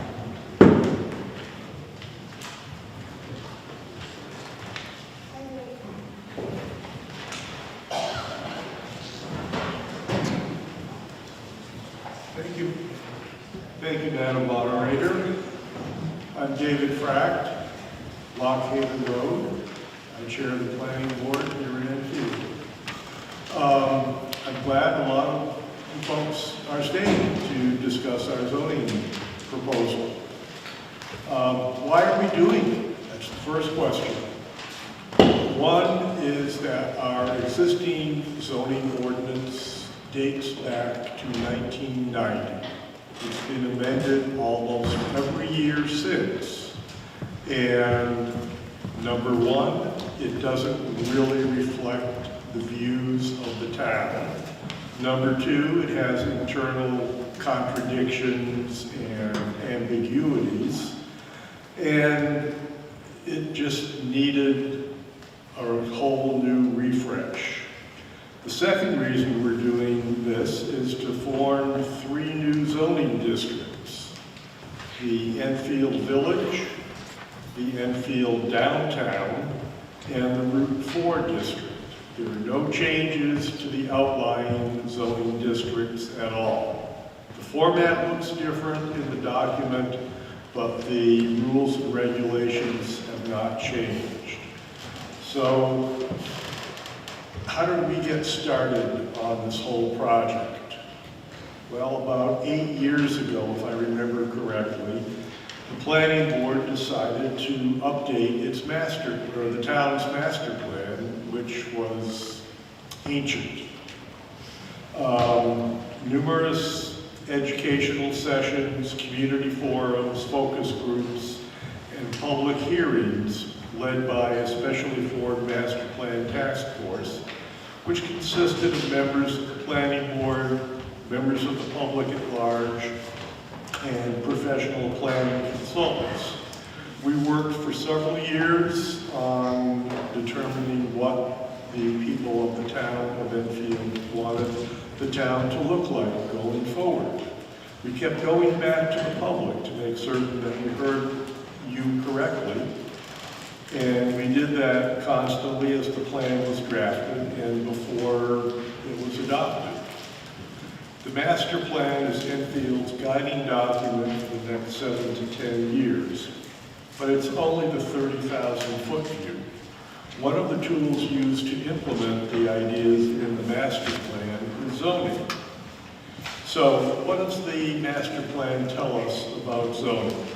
It recognizes a shortage of housing in the Upper Valley and beyond, and the need for more housing for downsizing seniors, young couples, and nuclear and extended families of all sizes. The vision statement for Enfield in the master plan says, and I quote, "We envision Enfield as a welcoming community that manages change while successfully preserving and enhancing what residents value. Affordability, village vitality, natural resources, the rural character, and a sense of community, sustainability, and our unique heritage. We are a community that reinforces traditional New England settlement patterns and design. We will build on this by revitalizing the downtown and villages into vibrant community hubs that maintain small-town character and promote and enhance economic vitality. Enfield will concentrate growth in our downtown and village areas to preserve the rural character that residents value. Enfield will encourage housing where it can use the existing infrastructure." So that was our guiding principle as we entered into the process of rewriting our zoning. Enfield Village is the town center. The master plan envisions it to be a walkable, mixed-use village that retains much of the traditional New England scale and architectural character. The village is served by water and sewer infrastructure that can facilitate infill development and intensification of use. The master plan says we envision growth and new construction in Enfield Village, but that should be balanced with the preservation of significant buildings and respect for the scale and pattern of the historic village. The master plan recognizes that current zoning does not match the built form in the village, making many lots non-conforming.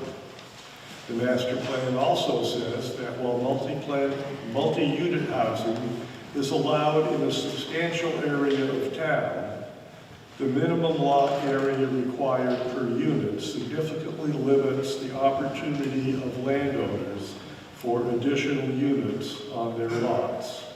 The areas of town served by water and sewer could reasonably accommodate higher residential densities than are allowed under the current zoning. So, taking those guiding principles, the master plan said the following in terms of how to implement them. The northwest corner of town provides opportunity to provide higher density housing in proximity to Enfield Village and the Route 4 corridor. Much of the undeveloped land in this area could be served by water and/or sewer. A diversity of housing types is encouraged, but within the limits and constraints of topography and other natural barriers to development. The master plan goes on to say that land use regulations should focus public investment in our villages and along the Route 4 corridor to enhance walkable neighborhoods. It says the town should guide housing to designated areas, primarily in and around our villages, towards lands that are already served by public roads and other infrastructure.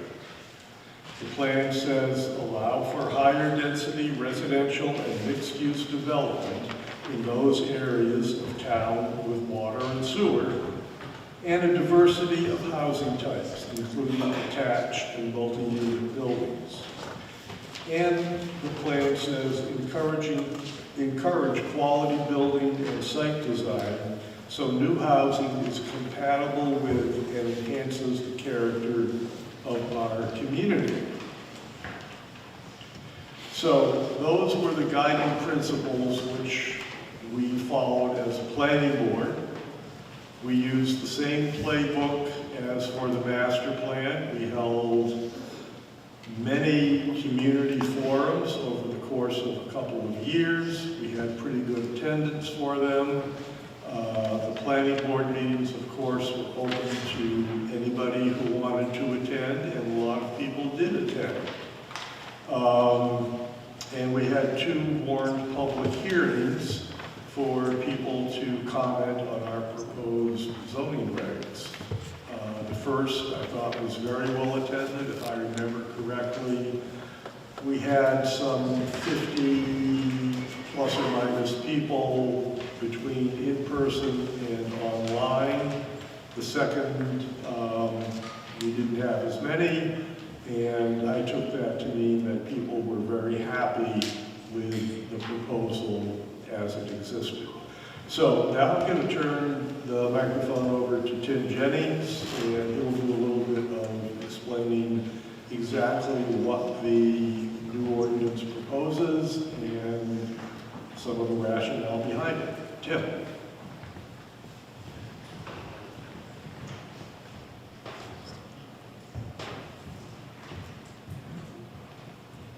Tim Jennings, May Street. First, I want to thank Dan and Daniel Regan for suggesting that we could use this opportunity to discuss the proposed zoning ordinance. We really didn't know we could because SB2, we're all kind of unfamiliar with how this works, and the article was on the warrant. Normally, you wouldn't have had an opportunity to have this sort of discussion in a regular town meeting, but here we are. So thank you. It's hard to get this many people together in one spot to make a pitch for something. You need 4 again, so this is great. The reason I volunteered for the planning board because I wanted to do something to help address the housing shortage. I had very little role, almost none at all, in writing the master plan. I came on board the planning board just as that was getting finished up. But after reading it and absorbing what it said, I was relieved that the hundreds of folks that contributed to its, the writing of it recognized that there's a housing shortage in Enfield and the region we live in and statewide and even nationwide. And I liked what I was reading about what they recommended, what the master plan recommended that we do about it. And so we're not going to spend any, I'm not going to try to spend any time talking about the housing shortage. If you read the news at all, you realize how impactful that is and how difficult it is a challenge for local businesses, pretty much any employer in the Upper Valley trying to hire workers and there's no place for them to live, at least affordably.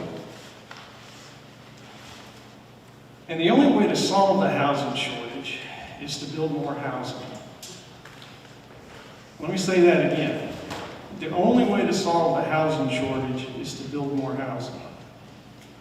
And further, the only way to stabilize housing prices is to build more housing. There's simply no other way to solve the problem.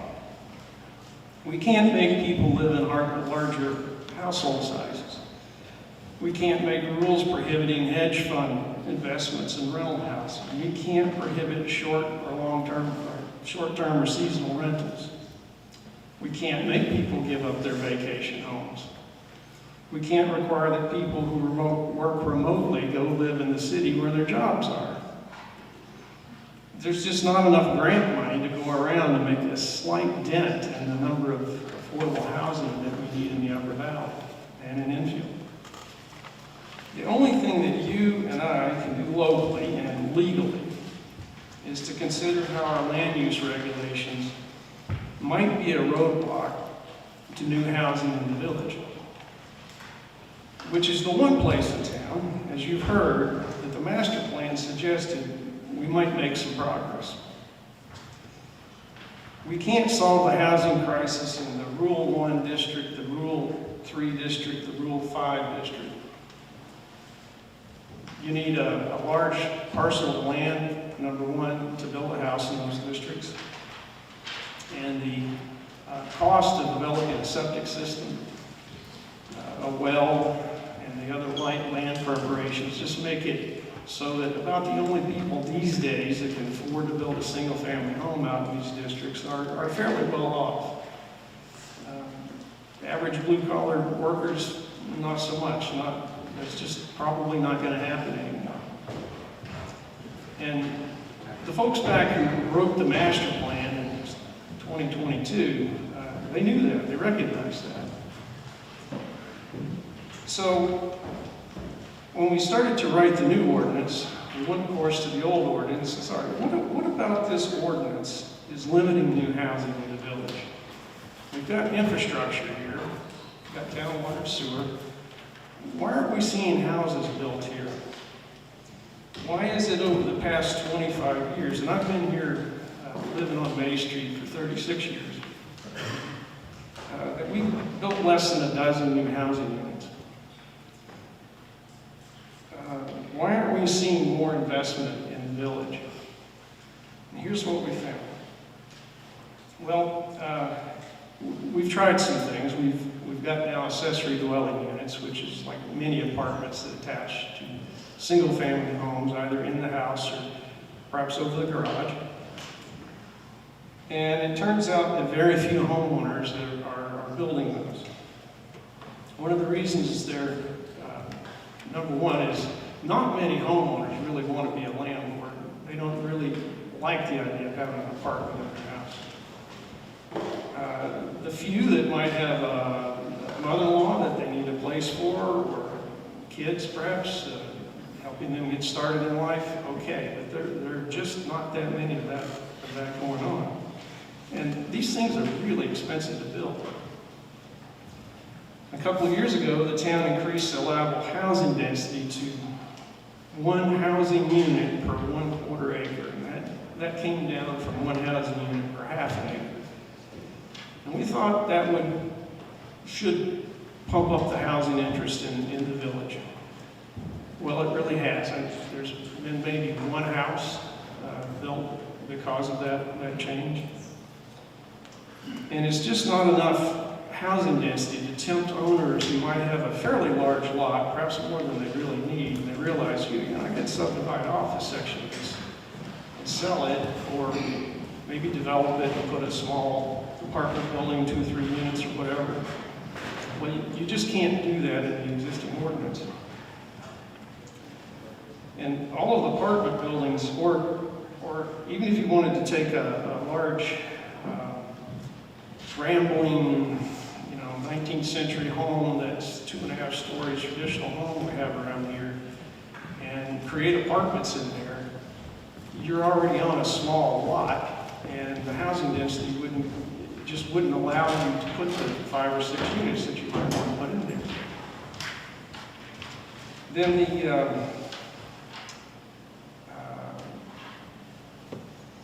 the idea of taking a small lot and putting, say, a 6-unit apartment building up, you just can't do that in this existing zoning scheme. So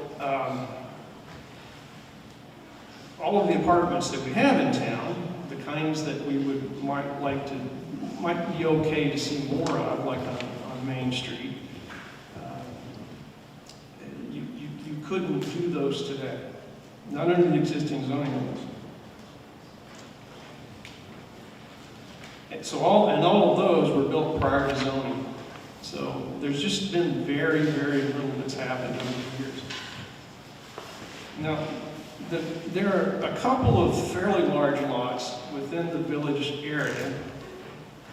And those of you who have the handouts, the map reads a lot better than this, but basically, just all of this area encompassed by the yellow and the purple. There are very few vacant, underdeveloped lots in that area. The largest is 10 acres. And under the quarter-acre zoning, someone could put up 40 housing units there, 4 times 10. But the current zoning ordinance requires there be only one principal building. So what does that mean?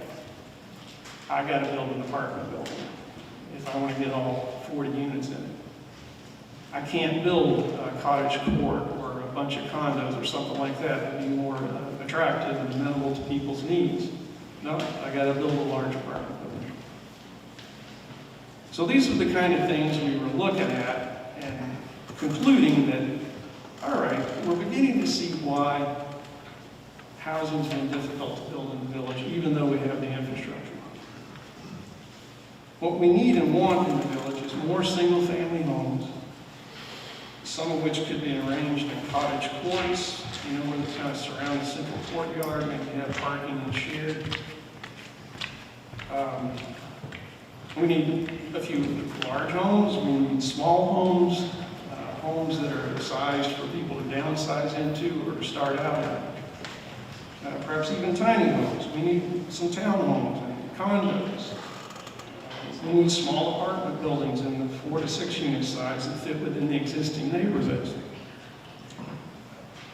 But none of these can be built within the confines of the existing ordinance at a price people can afford. And it's quite easy to write a master plan with lofty goals.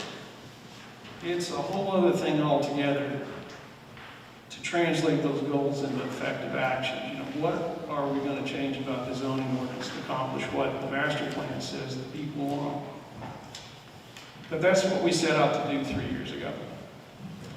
And over this period of time, we've debated a number of different options as to what we could do to increase the housing density downtown.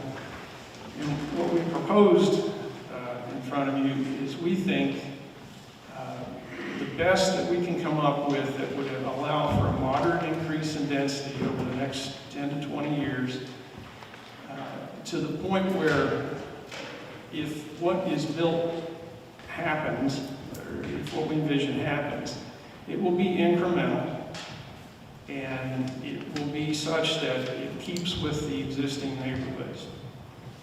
More specifically, call on Eric to talk about some of the things that we've proposing to change in these districts.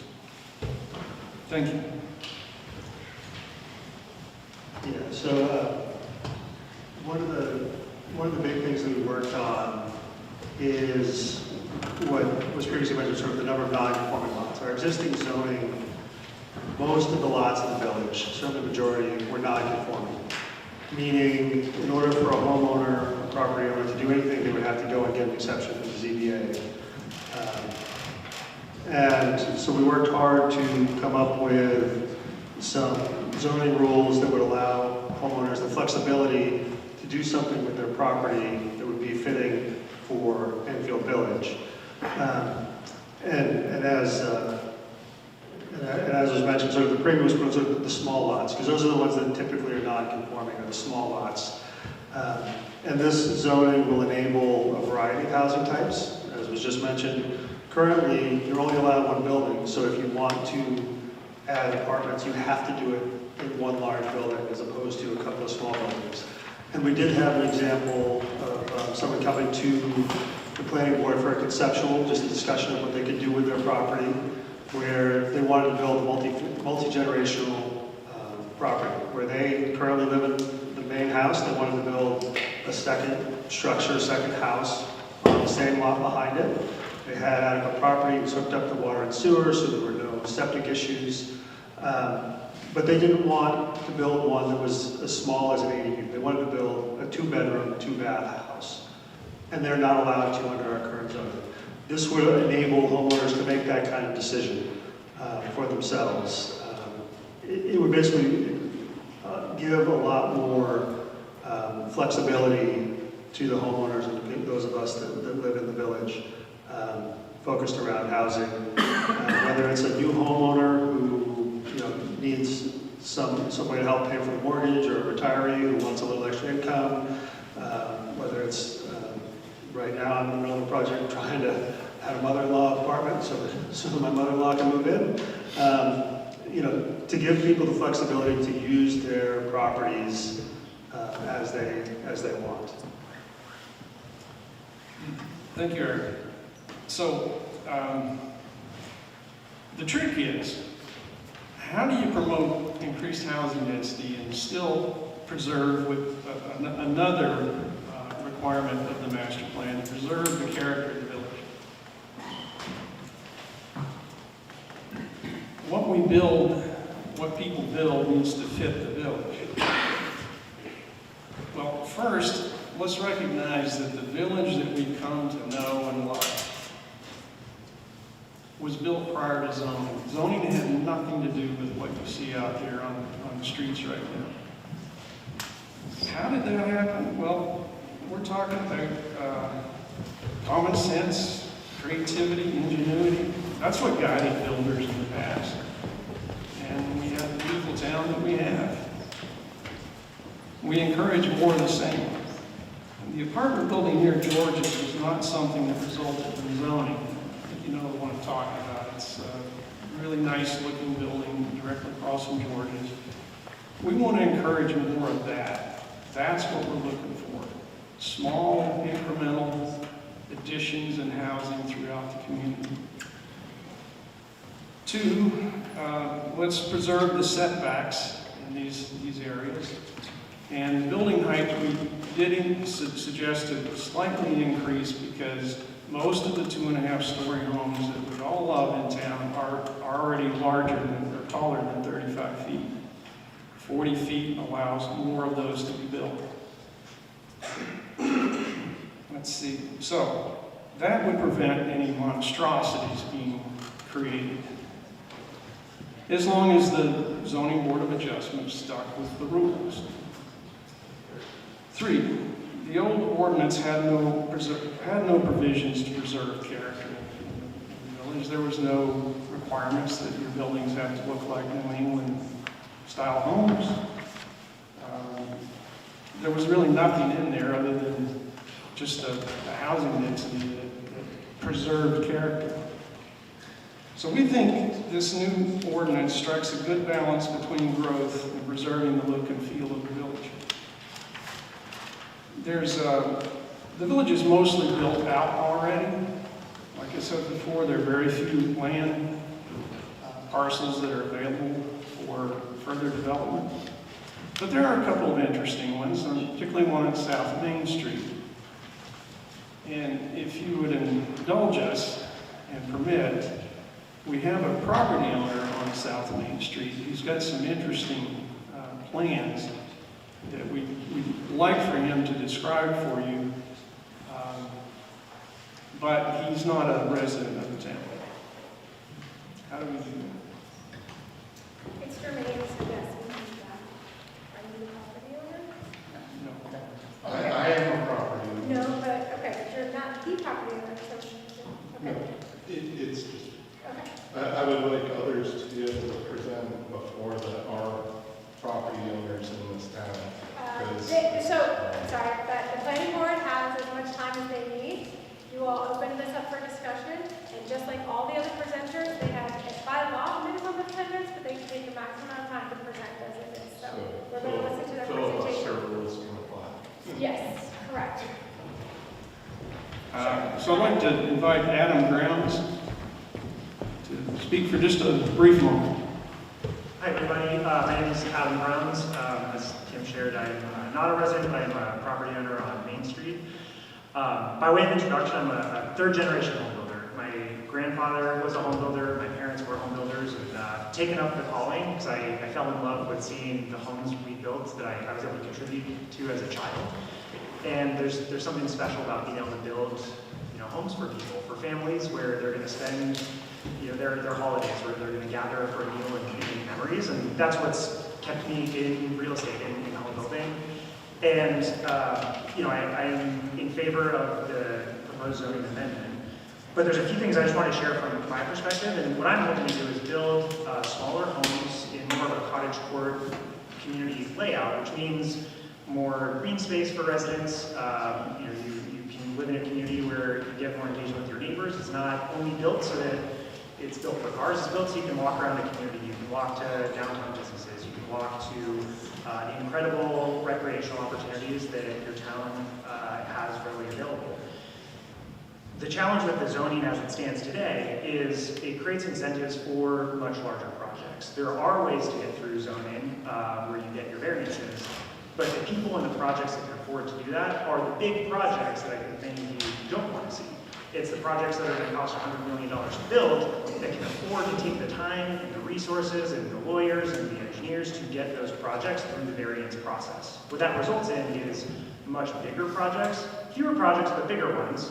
It results in higher rents or higher sales costs at the end of the day because they have to fund that upfront extra expense and extra time. The other reality too is that that means that the people who are benefiting financially from this housing investment don't live locally. It's the people who are sitting on Wall Street that have the ability to write a $60 million check to fund it. They're the ones that benefit from the construction. The proposed zoning amendment, in my opinion, for the kinds of projects I would like to do, would allow for smaller, more incremental development, the kinds that I believe make it friendlier for families, for empty nesters that want to live in a smaller, more efficient, more easily maintained home. That's how we can bridge this through a simpler path to be able to create those things. So even though I'm not local, I'm originally from Arizona, but my wife's family's been in the Upper Valley for 100 years. I fell in love with my wife, with the area, and that's why I'm here trying to contribute to the housing challenges you have here.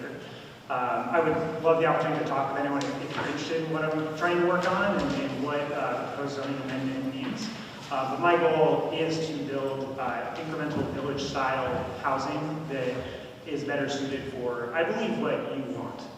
And as has been shared by members of the planning board, the current zoning really offers a better process for deep-pocketed, faraway developers who have tens of millions of dollars to spend on these projects to find success, leaving the small local individuals that maybe want to build 4 apartments on extra land they own with a much harder process that they can navigate through. So thank you, Tim, for the opportunity to allow me to speak. Thank you all. I know it's not always comfortable having a developer participate in these conversations, but I love your town. I love what you stand for, the opportunity that's here, and we welcome any discourse, whether you hate what I want to do or you love it. Very open to that conversation, and it just helps me provide more of what you want. So thank you all so much. Thank you, Adam. Just one more couple of small items. We didn't really discuss the downtown zone, the piece in purple, or the Route 4 areas. And I'll just briefly touch on those. The downtown area has much the same kind of housing as the village area. The difference is we wanted to promote small businesses there, the kinds of businesses that are appropriate for that area. Unlike on Route 4, where you have everything from car washes to equipment dealers to used car lots, etc. Those don't belong downtown. So the housing regulations that we're proposing list out the kinds of businesses that would be appropriate for the downtown area. And we've expanded it a bit to include the Baltic Mill, so that will give the owners of that mill at some point in the future lots more opportunities to do some interesting things there.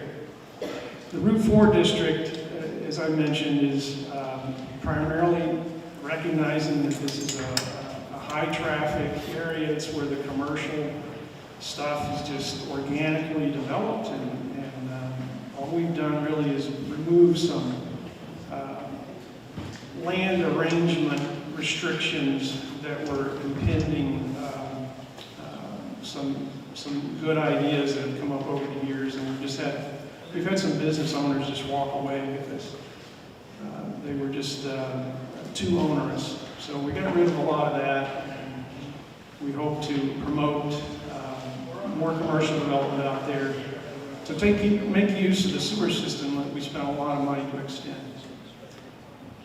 David, do you have anything further? I think you covered the last part of my speech, which was Route 4. So I'm very happy to take questions from the audience. Before we open this up to the floor, want to remind everybody, can we have Article 2 please back on the screen? You are having a discussion about what is in this article. You will be out of order and your turn will end. We are not here to discuss Laramie Farms. We are not here to discuss anything that is not in this article. Okay? To be very clear, and I have a gavel. So, we will, I want you all to be able to have a discussion, but it needs to stick to what's in this article. So, now we can open it to the floor. Also, there can, I'm sorry, one last thing. There can be no amendments. There can be no changes. This is already on the warrant. But if you want to have a discussion whether you support or disagree with this article, that is fine. Okay, now. Understood. For those who don't know me yet today, I'm Dave O'Pay. I'm a retired local country doc. I'm not a developer, either big nor small, and have lived on Maple Street for the past 42 years. And we've moved here because of the character, the village, small town character of this town. And would not have moved here, would not have lived here, would not have raised my family here, would not have worked here, had it not been something that we currently have. Now, when I see what's in the proposed zoning amendment, I don't know how many people here have actually read it or even seen it in its full entirety. Not many, I guess. I would suggest that you do so because it's going to affect your lives as well as the lives of this entire community. There are restrictions that do not, that contradict the master plan, repeated recommendations for maintaining the village, rural, small town character of this town at least a dozen times throughout the master plan. And then maybe a few times in the zoning article, but in 137 pages, I believe it is, there's very little mention of those priorities, and there's much more on the limits of what the property, squeezing in my own property, not quite an acre, 6 units. And they call them units. They don't call them homes. They don't call them houses anymore. They call them units. No thanks. I'm not moving into a unit, even though I've been suggested by members of your committee that I'm old enough that this isn't going to affect me. It's not the legacy I want to leave to future members of this community. And I certainly have no desire for doing anything like that with our home, our property. Thank you.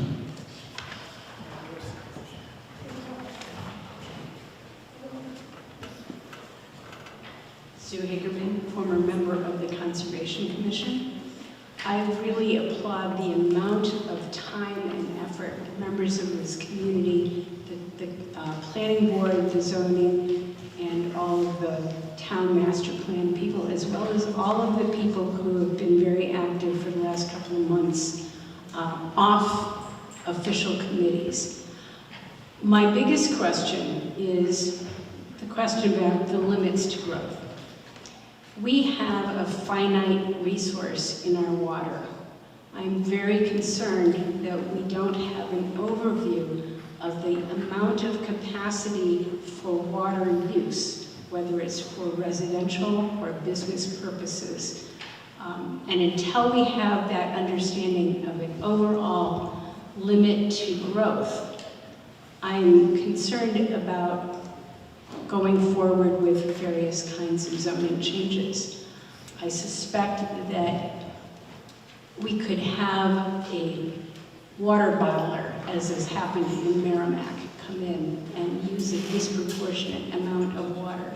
Or a data center might want to come and create cybercoin that would use an enormous amount of water. If we don't even have those, we still have a limit to growth. And until we solve the issue of where our water comes from and how much we have, I'm concerned about promoting lots of new growth.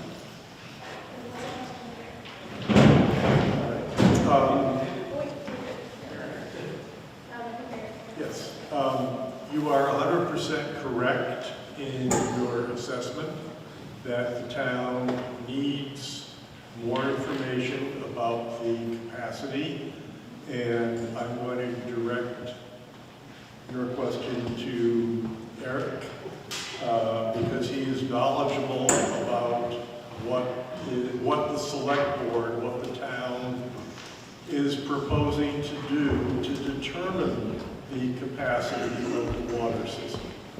Eric? Sure. So there's a couple things to say. One is that on a basic level, the select board administers the water and sewer, and so if somebody wants to make a connection, they have to get approval from the select board. So if we did not have water available, we would not get approval for a new connection.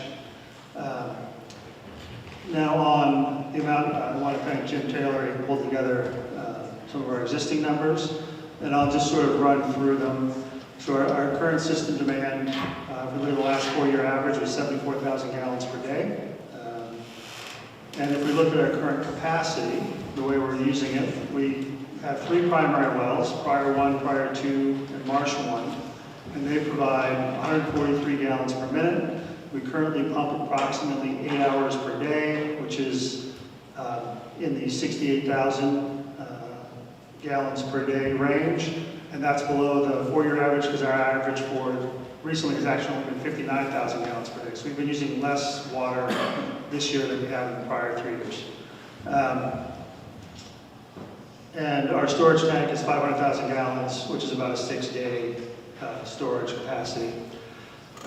We've already drilled the Marsh 3 well. That is about 30 gallons per minute, which if you use the estimates that are generally accepted, there would be about 190 additional dwelling units that could be added once that comes online.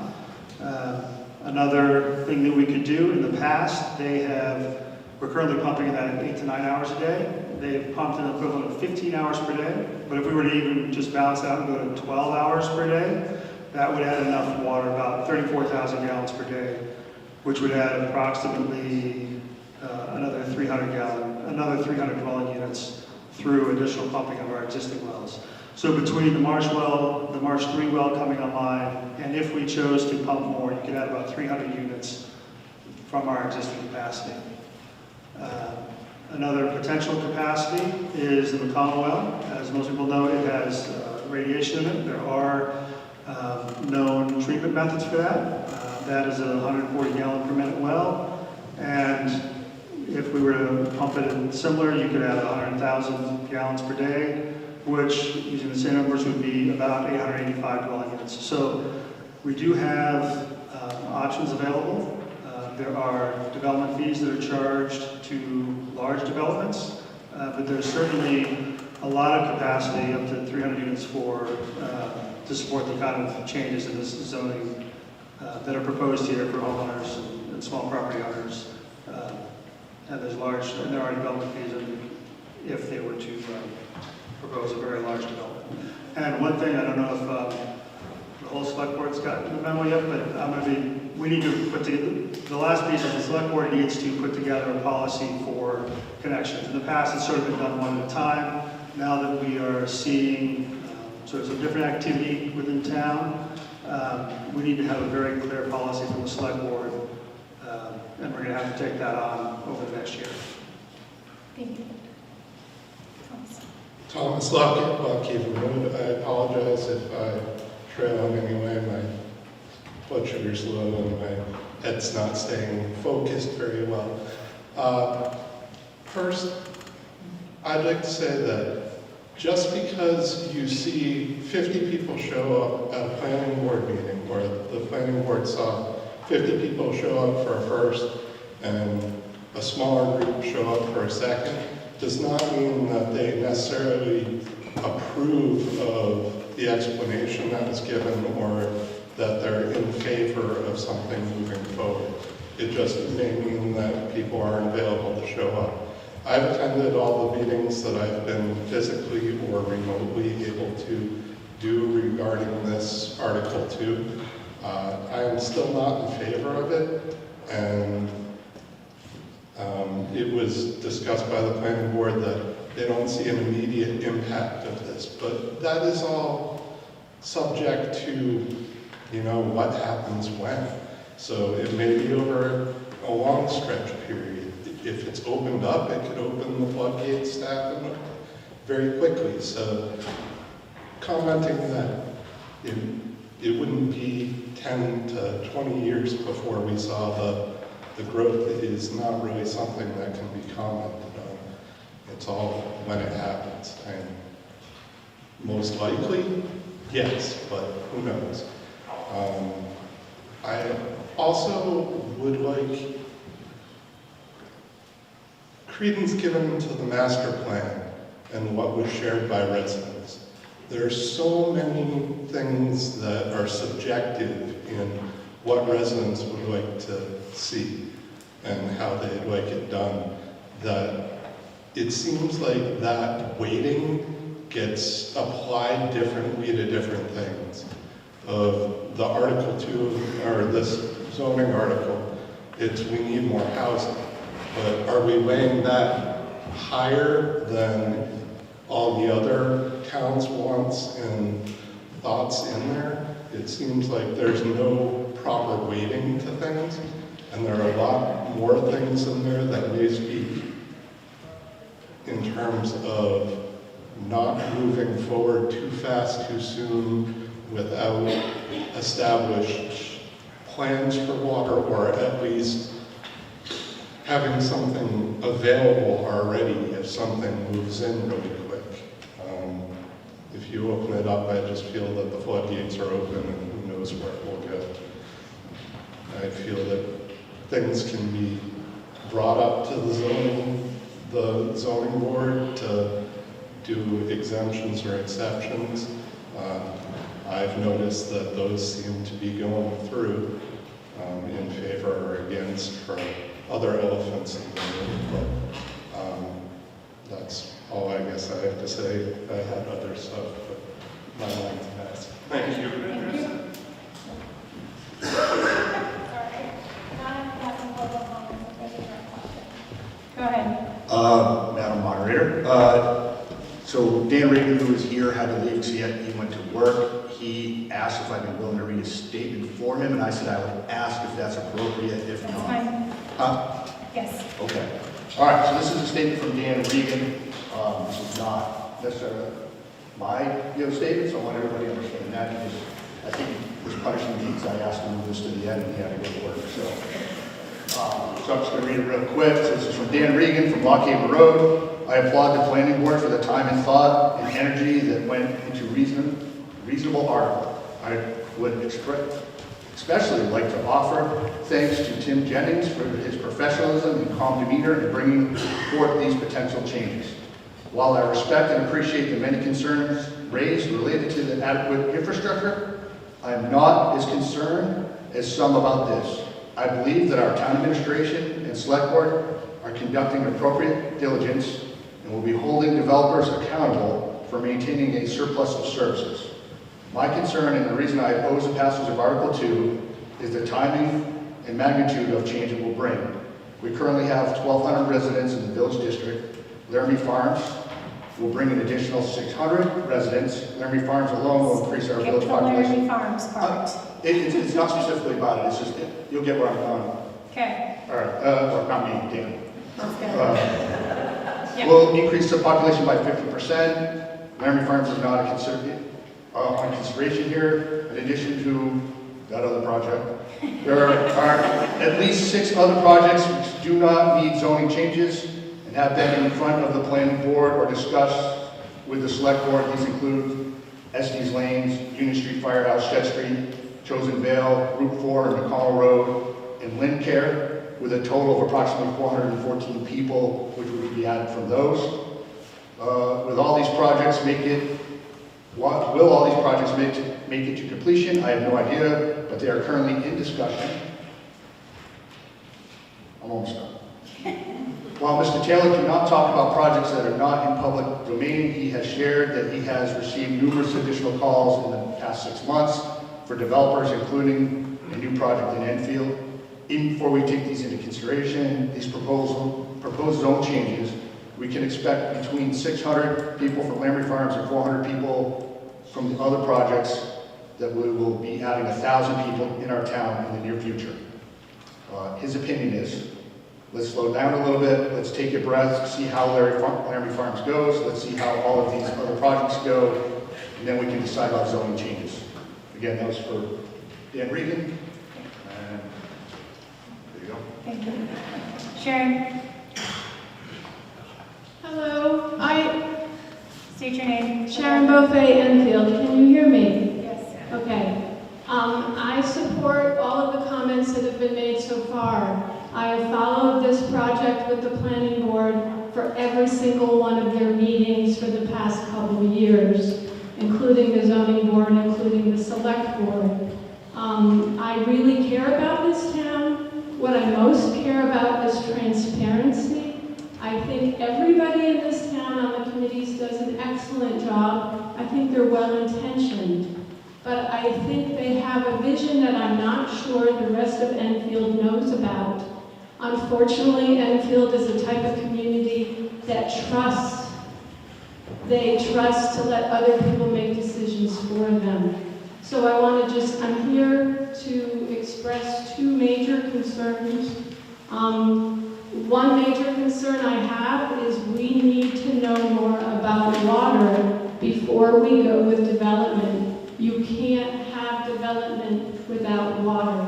Now, I know a lot of people are tired of hearing me say this, and I've been told time and time again, Enfield has plenty of water. But I have done, with many other people in this community, extensive research about a 30-year history of water in Enfield. I'm not going to go into that today, but what I am going to say are two things about water. A little mention of Laramie Farms only because it's the current development needing water for 308 units. You need to stick to the zoning article, please. So, yes, this is what about, is the zoning this is about article? Water. This is about water. And it's not about Laramie Farms, so it's about the zoning article and proposed changes there. Zoning has to do with water. You can't increase zoning without being able to provide water. I will be off this topic in 1 second. The basic idea is the town, Jim Taylor told that particular developer that they had enough water for half of their units, that development has to find their own water. I also went before the select board with a petition of 20 signatures asking for the town to look at the future of our water. And Mr. Morris told me that would take 1 to 2 years to figure out what the future of our water is. I also was told by one of the select board members that I was premature in my request, that the town didn't need to know how much water they needed to have for the future, because we didn't have any developers knocking on our doors without sufficient water. If you vote for this zoning, you will. Also, it was the select board refused to put their comments into the meeting minutes when I went back 2 weeks later to point out that what I said was in there, not what they said. And I said, please put those comments in. They voted unanimously to keep them out. I don't understand, I was not given a reason for that. So, off the subject of water, onto the subject of zoning. God, the planning board has done a superb job of painting a beautiful picture of what we can create in our town. And isn't that grand that we can do this and that with our properties? Do we not enjoy our properties the way they are now? As my husband said, I don't want to put, it's actually 7 units that I can put on my 3/4 acres. I believe 6 or 7, I don't want to change that. Neither do I want my neighbor to change that. And also we've been told, okay, 10 or 15 years down the road, there's no guarantee. There again, Jim Taylor has had at least 4 requests for developers waiting for the spring to put in new projects that will bring at least 100 more units to our town. There again, units. And we have the development that I won't mention that I did previously. So we're already accomplishing providing housing. Unfortunately, that housing is probably not for your senior citizens, and it's not for your workforce housing. We were also told that they were going to put in buildings that looked like New England. I've sat on many planning board meetings where they say they can't require that. Again, this is off the topic of the article. Okay, I'm staying So on the please topic. stick to the article topic. Yes, I am. So, on the topic of zoning, this is what it specifies in Enfield Village, 20 streets that surround downtown Enfield. Housing units by right. This is how downtown, those surrounding 20 streets with residents could change. 4 units on a 1/4 acre of land by right. One unit for every additional 1/4 acre. No minimum lot size. Units, as discussed, units may be built in multiple buildings on the same property. And by the consultant, full build-out of the proposed Enfield Village District could result in approximately 1,000 housing units. So if you pass this zoning, that's what's going to come to Enfield, whether it takes 10 years or 15 years or 5 years. That's how downtown Enfield is going to change. I don't deny that Route 4 Commercial Business District, the master plan, if you read it, it specifies that that area could now, without zoning changes, could now have 1,000 units. Now I know there's restrictions. I think it was Mr. Jennings talked about how they tried to make the commercial business district more satisfying for developers to make developments. Well, I'll tell you what they took out. What was put into the master plan was we want a walkable community in Enfield. But they didn't really think about that when they were changing all of this. They took out all the sidewalks that were in there. Why are we having sidewalks? This isn't an area that people are going to walk around in. There's a mismatch here, folks. And we need transparency for the public, and we need a little bit more thought. So please, as the previous person said, let's slow down a bit.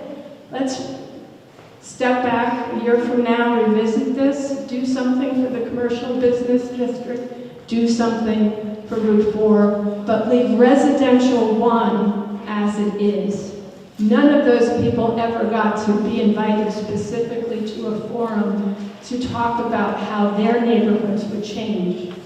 The Lakeshore District's got a private meeting with the planning board, specifically for them to talk about what they would like to see for zoning. Residential 1 district residents did not. Thank you for your forbearance. Jason Carter. This is really quick, so I just want to point out one fact that's in the zoning law to those who haven't read it, and it echoes one point that was made. There is no lot size requirement in EV or I think EVD, and I'm not sure if before. There is frontage, there is setback. It allows somebody to create a lot that can only support the 70 square foot building residence. I think that's a little too small for my personal opinion. If we want growth, I think if those tiny little lots get created, that creates a bit of a Swiss cheese issue. So I just wanted to make sure that people were aware that that was a thing. Chief Patton, is it possible that we can move the question?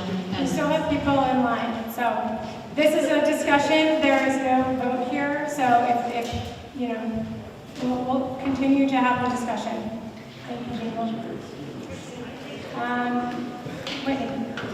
Whitney Banker, Shaker Hill Road. I just want to make a comment with thanks to the members of our planning board who I have seen firsthand put a lot of thought, a lot of time, who have given a lot of opportunity for members of the public to be involved before now for their work on this. Personally, I support the article.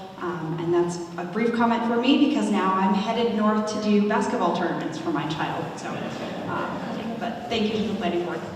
Steve. Steve Stancic, Shaker Hill Road. This SB2 format is, I wasn't all in on it, but here we are.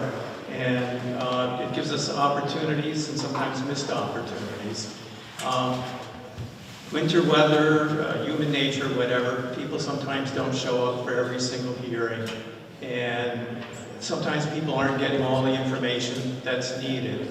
And I would like to offer a suggestion to the town, because this is such an important issue. And my feeling, just as I expressed earlier, is it's important for everyone to understand what they're voting for.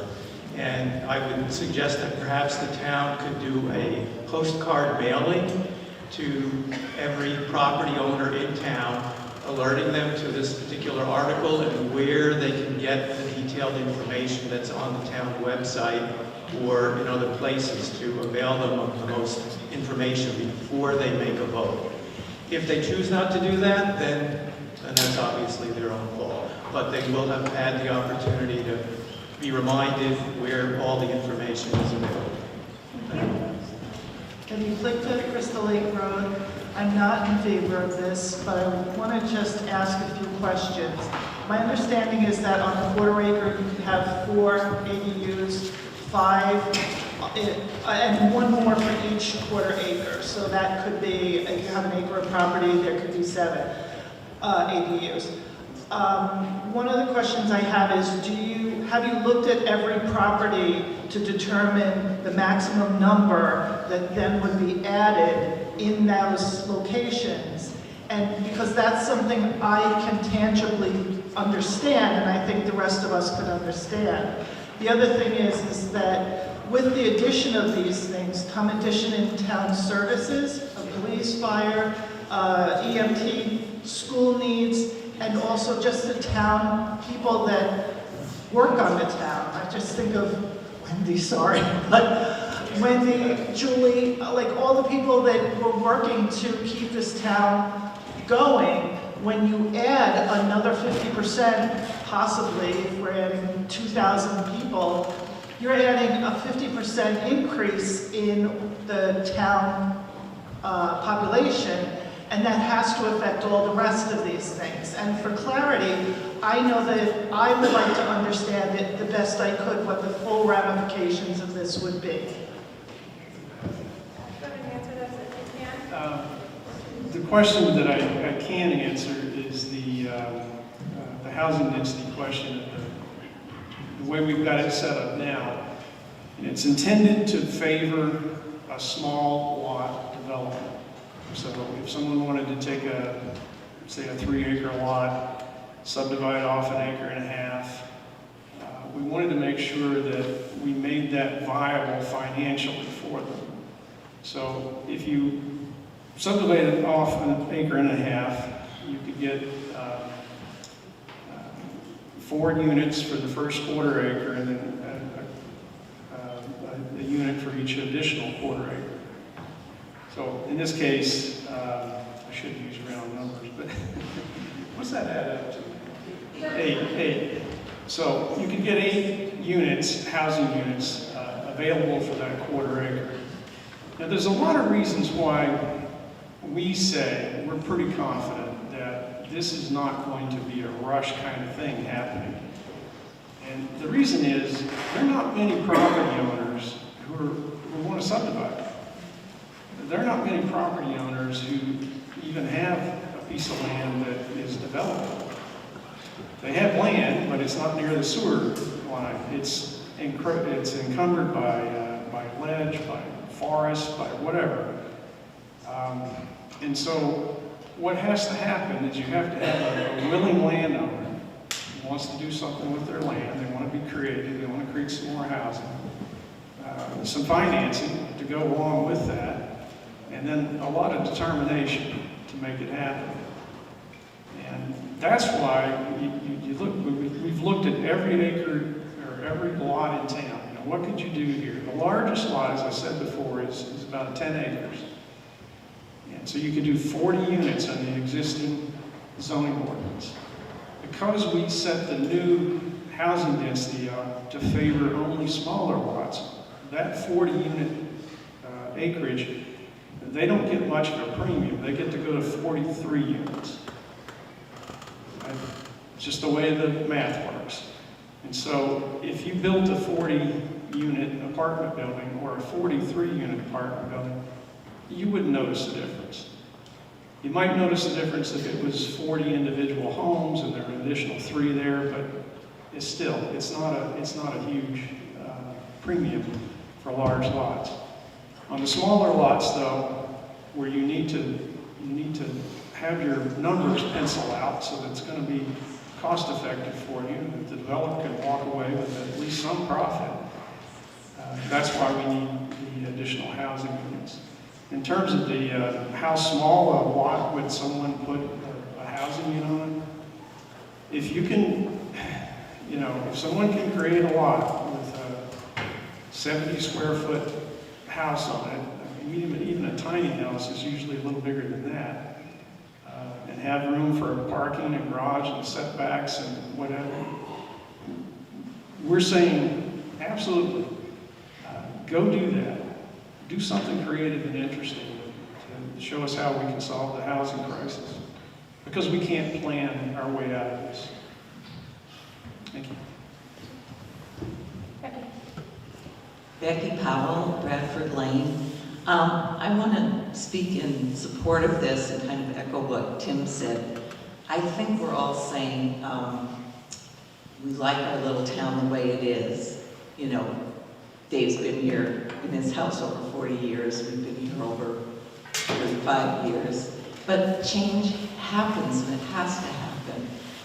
And I'm thinking, well, we're saying we don't want these increased number of buildings. I think, first of all, that, yeah, every homeowner downtown is not going to suddenly put a whole bunch of new houses, but I also think we like having really good hospitals in our area, but the people who work there have to live somewhere. All the other benefits we get from the area. Again, there are a lot of people who don't earn much from creating this wonderful area. So I think this is a little bit not in my backyard. It's like, well, who's going to do it? Who's going to take the leap and say, we need to have places for people to live? Thank you. Sir? Hi, Jeff Janier. I guess I have to ask a couple of foolish questions, and maybe you guys will take a minute and answer them. First off, I completely don't understand why we need to make a change to the new EVD district. You say it's about developing and housing, but I don't see the availability of land to do it in any of the district that you're proposing to us. You're absolutely right. In the EVD district, oops, map's gone.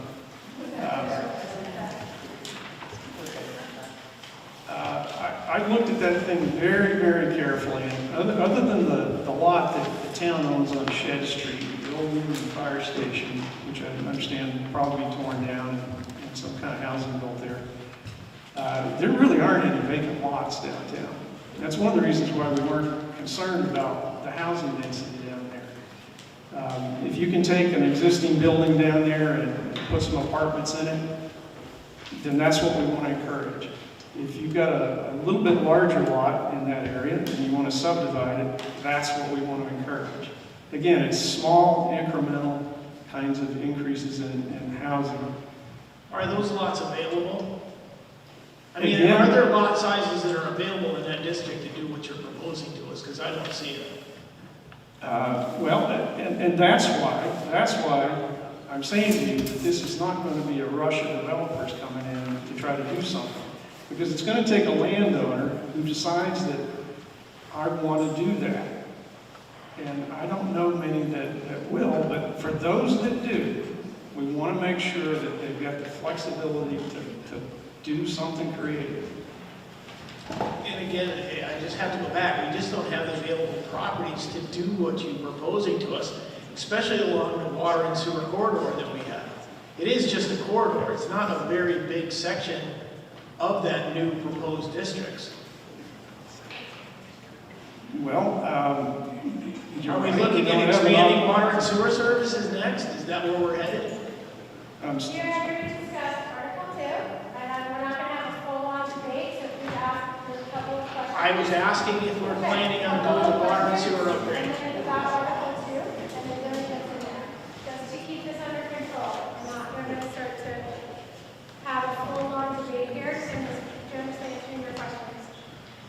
So let's keep it moving. You may answer, but Eric, you go. Just real quick, these districts were drawn specifically because this is the part of town that does have sewer and water.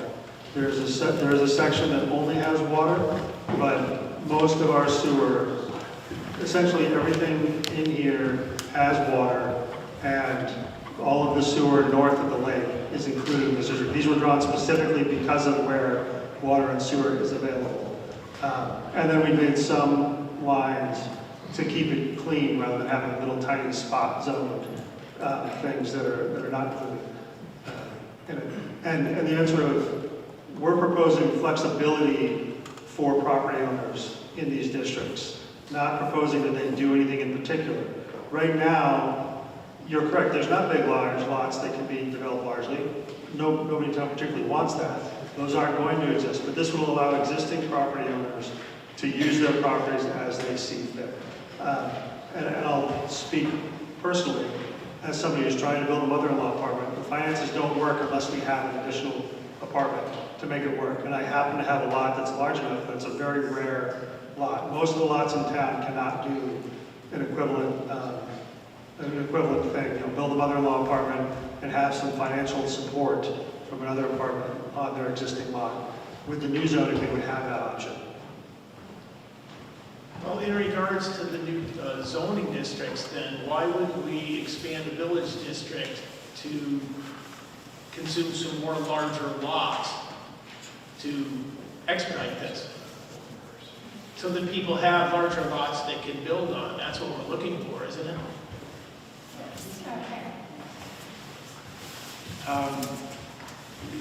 We could extend the zoning, the village zoning, clear out Shaker Hill Road, but there's no town sewer out there, and it's very expensive to install. So that's why the boundaries of the districts are confined to the areas where we have the infrastructure. So 10 years from now, if the sewer got extended up Shaker Hill Road, then we could extend the boundary. There's no point in doing it now.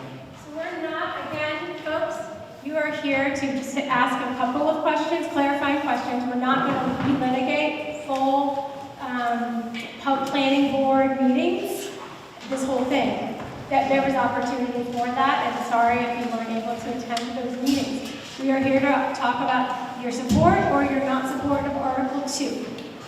That's the discussion. You have multiple questions, sir. Your time is just about done. Let's go. Yeah, no, like I said, I was just asking if, That's great. And there's also, they're available for private conversations. if we're going to do this, we should expand it because it seems like housing is the big issue today. And the reason that we want to do this, is there a reason that we're not extending it to, include larger lots to develop homes?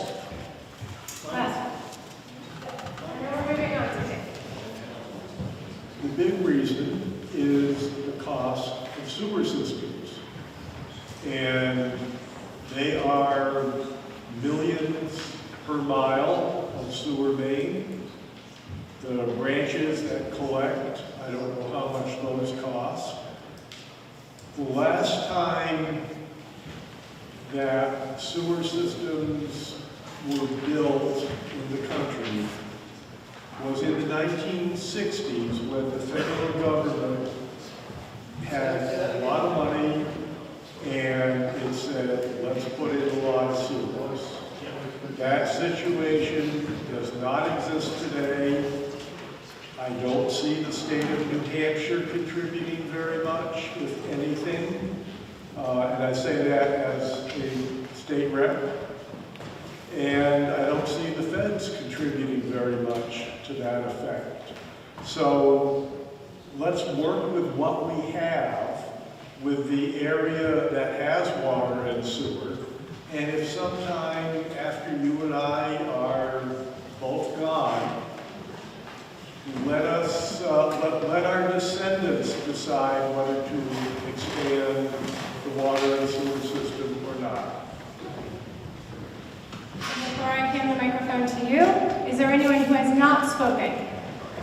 The question's been followed a long time ago. Well, we didn't accept it because there was a lot of people still in line, just because, so, I didn't. I'll call the question again.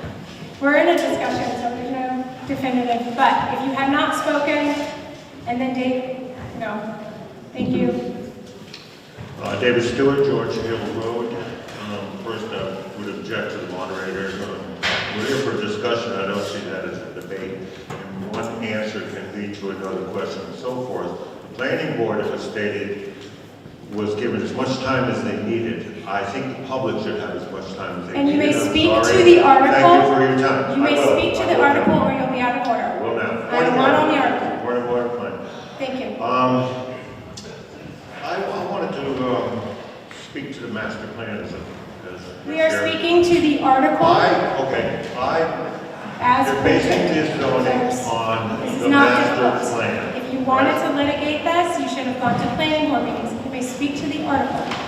My intention in saying, in agreeing that a development should happen in the village area did not even come close in my imagination as to what this zoning is going to do to the density and the character of our village, number one. Number two is the water. They've done studies. We don't have any more. We've got the aquifers we have. You can't keep tapping into them expecting to get more water out of the same faucet. There's a limited supply. And I asked the planning board to please put this off until we know we have enough water to supply these homes. This is already on the warrant, so it cannot be cut off, but if you do. Water was restricted this summer to the people in the village, and water was released from the McConnell well with uranium in it to a degree that was beyond the accepted level. Thank you. All right. When you said we couldn't litigate, you looked at me, so I'm not going to litigate. You're just there.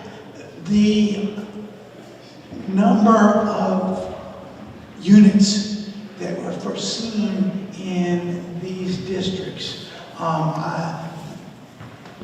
Renee Thal, the consultant to the planning board, suggested that there was 1,000 units in full build-up in the Enfield Village